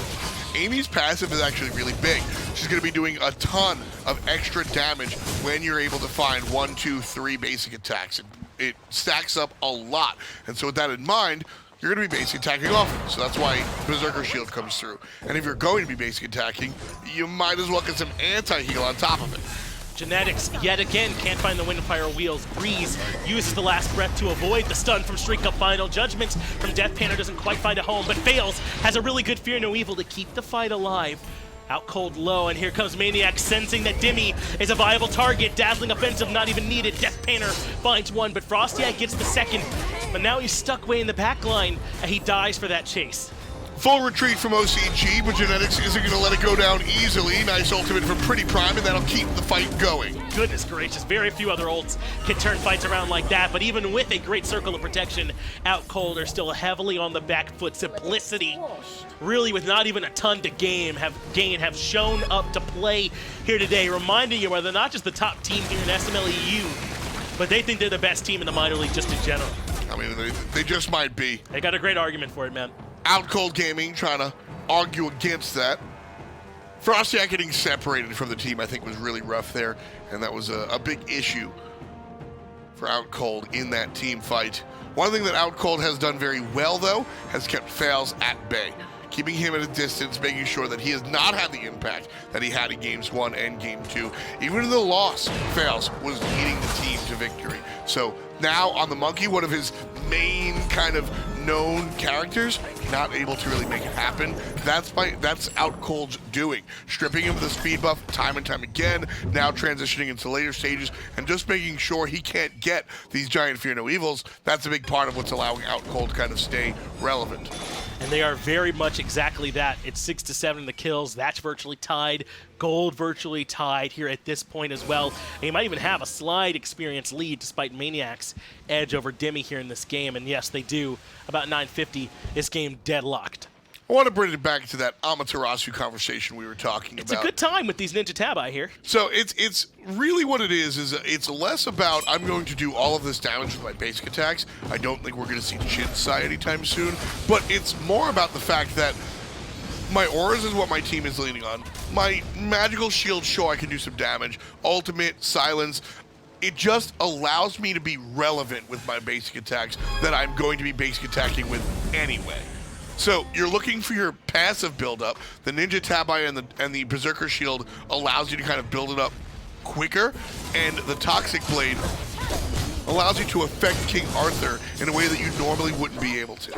It is strong into this King Arthur matchup, and we start to see this build a lot more on these Amaterasu, so I mean, I just doubt this many of our high-level players can be wrong about the build. It must be very effective here at this point, too, as he continues to trade out in the right-hand side. We'll see its impact more when he rotates. After this, I would be surprised to see more attack speed options. Maybe like a Shogun's, I'm thinking. Right, and even there, it depends on the team composition. With just StreakUp, I might even shy away from that. The Ninja Tabi, I think, is where you can split. Hello. Faeles has found a nice kill on the Dimi, ganking over there in right, and that's maniaKK laying the groundwork for that kill. The Berserker Shield and the Toxic Blade makes the Berserker Shield every time. Toxic Blade when you're against Arthur or somebody whose healing is being very, very problematic, maybe a Hercules. The boots, comp dependent. Outcold lose Dimi and they go start the only Fury. They know Faeles probably has to back from that right-hand side. But they're going to worry about the final judgment from DeathPanter. Another good ring bounce from Genetic. He's been on with those this game so far, too. Outcold Gaming just not committing. Whether they want to make the play or not, they've got to choose one or the other. Simplicity aren't going to take that bait. Halfway down. Breez blinks in first, trying to slow him down. Spirit Ball over the wall comes in, but not enough. Simplicity gets the objective, and they blow up Breez. StreakUp gets the kill credit. So far, Simplicity looking strong, and they want more. DeathPanter blows up PrettyPriMe way towards the back line of this fight, and Outcold starting to crumble a bit. FrostiaK again separated from the team. 4 players trying to put him down, and they'll do it. And here comes Spudio to come in and even add more. DeathPanter gets one more kill, but Spudio has found a 1 kill here for himself. Hides inside the wall as Dimi tries to get one more, but it looks like that's about all Outcold are going to find here. Simplicity taking it to Outcold, 4 for 1, plus the Fury. I saw the quadra kill in the eyes of the Chernobog. And Faeles slapped it at him. You know, I said it to Tolly the other day. We got to see it on the battleground, though, right? Yep. And unfortunately, it just did not materialize here. Now, Pyromancer being added for Simplicity on the back end of all that. It was right there. Faeles did a great job and just made sure that he separated. He zoned, if you want to use that term. He beat up the carry and made sure that Chernobog was not able to make the impact that he coulda, shoulda, woulda. We've talked about how close this game has been up until now, but Simplicity now opening up the first real lead here of this game, about 4,000 in their favor. Plus, they got these Oni waves pushing as well. They've ripped the experience lead away from Outcold now, too. That's 5,000 for them in that metric as well. Outcold are not out of it, but it's starting to get further and further out of reach for them to make it to land. PrettyPriMe adjusting his build as such. Stopping at the curse storm, going into a little bit of health from Pythax, and then looking directly for the penetration. Felt like he wasn't doing enough damage to maniaKK, I'm sure, as the Genji's guard has come out now. This is where that argument for long lane Isis is pretty persuasive, though. Right now, since this 3v3 hasn't panned out, you'd much rather have a level 16 Isis rotating over with this Ob Shard already finished, as opposed to Spudio on this Chernobog, but ifs and buts don't really help a whole lot here. The Thoth player, I think, has been a big part. Yeah. DeathPanter's ability to cut the team fight in half has really helped Simplicity. Now Cole might get caught off guard here. Dimi has taken Faeles to the sky, and look where FrostiaK is. He's trying to find an angle from the backside of this fight. PrettyPriMe low early on. PrettyPriMe deleted inside the CC chain, but FrostiaK making his way towards the low HP. Faeles way on the back. Breez goes in for a great Cobra's Kiss and a Deathbane as well. That brings DeathPanter down low. Outcold on a fight that started poor have started to turn this one around. FrostiaK chasing a kill in the wrong spot, and Simplicity is able to recover and spread back out. Spudio under duress under the tier 2 tower. maniaKK trying to push. Breez with a flank. This could easily be a collapse. Dimi bailed them out by finding that kill in the Deathpanter. I don't think Simplicity realized just how pincered they're about to be. They do have FrostiaK low, but he gets a health shield. StreakUp buys some time with the Aegis. Dimi can't quite claim his life, and neither can maniaKK. He's trying to make it to FrostiaK. He does find one, but that gets traded out too. Simplicity lose 4 and all of that, and Outcold lose FrostiaK? That was a gift to Outcold Gaming. The pincer maneuver, and they cut him down like a scyther. Love to see the play coming out from Outcold Gaming because, as I said, they were given an opportunity, and FrostiaK kind of dropped it. There was this moment around where the red buff was, where Simplicity was clumped up, waiting to be smacked on down. We're about to get crit Nemesis, baby. I'm seeing it. It's right there. It's crit Nemesis on the way. You know, Nemesis has always felt like maybe she should be going crit, but that's not what we do, right? You know who does go crit Nemesis? Well, Frosty, but someone else from your obvious implication here. It's very interesting. Crit Nemesis is not the most popular, but the one person that likes crit Nemesis is adapting. Ah, well, that's good endorsement. Adapting pretty darn good at SMITE, it turned out. So. Really what it is, I love it here specifically. Who's going to punish it? Well, really what it is it's first of all, Critical Strike is excellent against Chronos because you want to burst him down before the rewind comes. And Genetics on the non-traditional support with the Relic Dagger, he is not as tanky as some of the other characters that might be. Plus, you're FrostiaK, you're shredding prots anyway. Sure. I love this build specifically for this comp. StreakUp is able to get the rewind off in time, and that was Circle of Protection committed for that kill.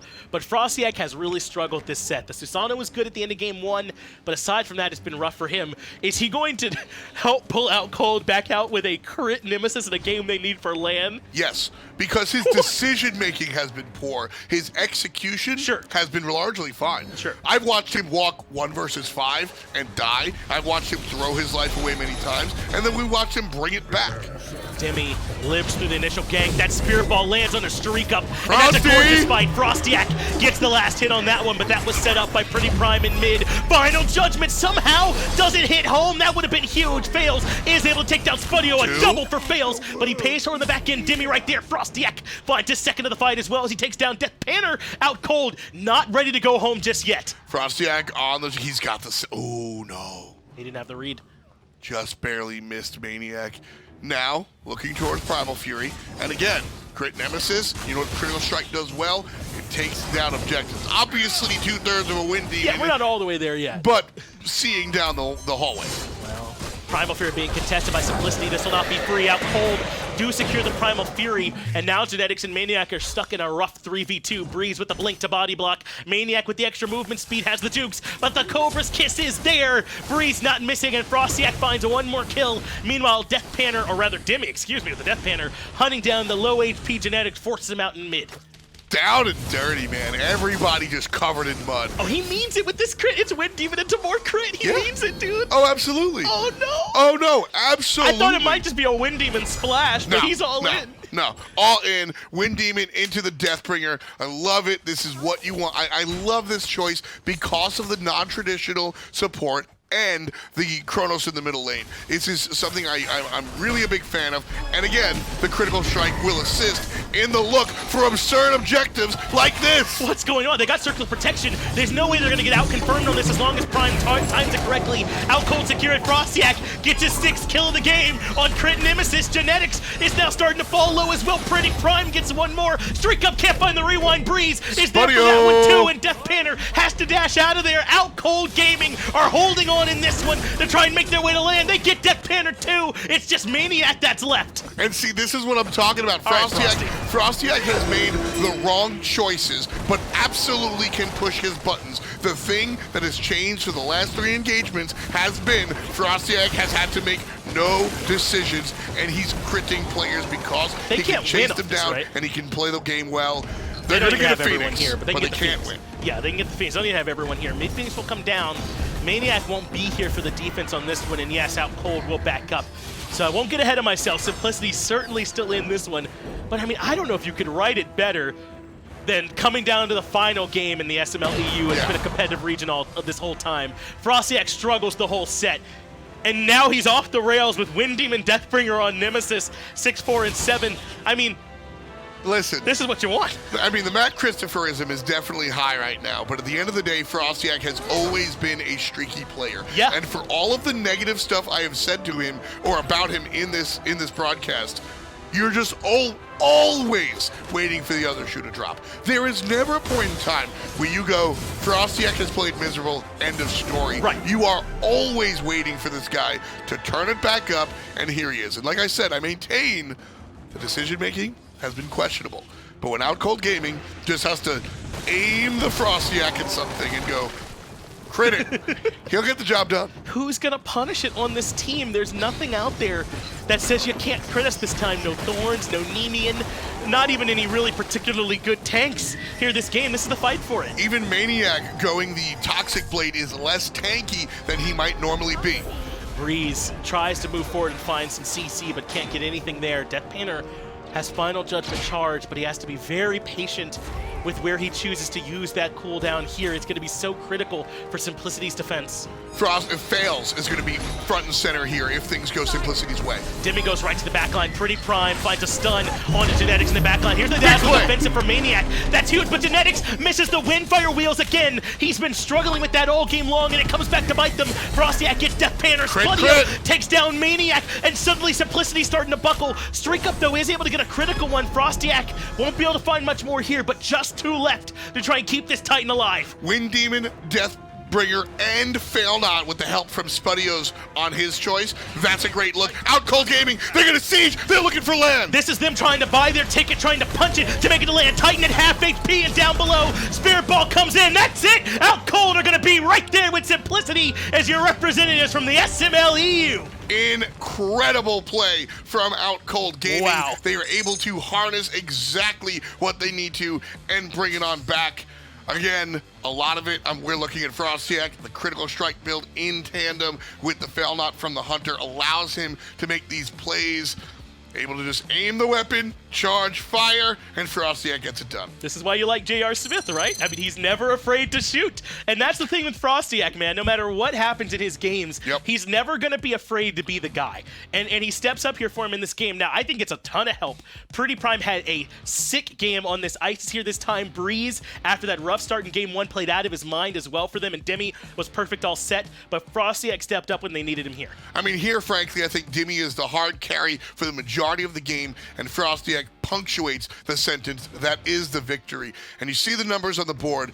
What you don't see is all of the silences, stuns, and protections dropped by the mid lane mage. PrettyPriMe absolutely looks fantastic. He missed his shot here this year to play at the Pro League. He's going to be here at LAN. I know he's happy. I know a lot of people are going to be happy about it. And this is exactly the way Outcold had planned it, and they get there. Well, SML EU ends on a high note. There's no way that SML North America is going to be able to keep up with that, right? No. That first set has huge LAN implications as well in SML North America. Do not consider going anywhere else. SML North America about to continue after this.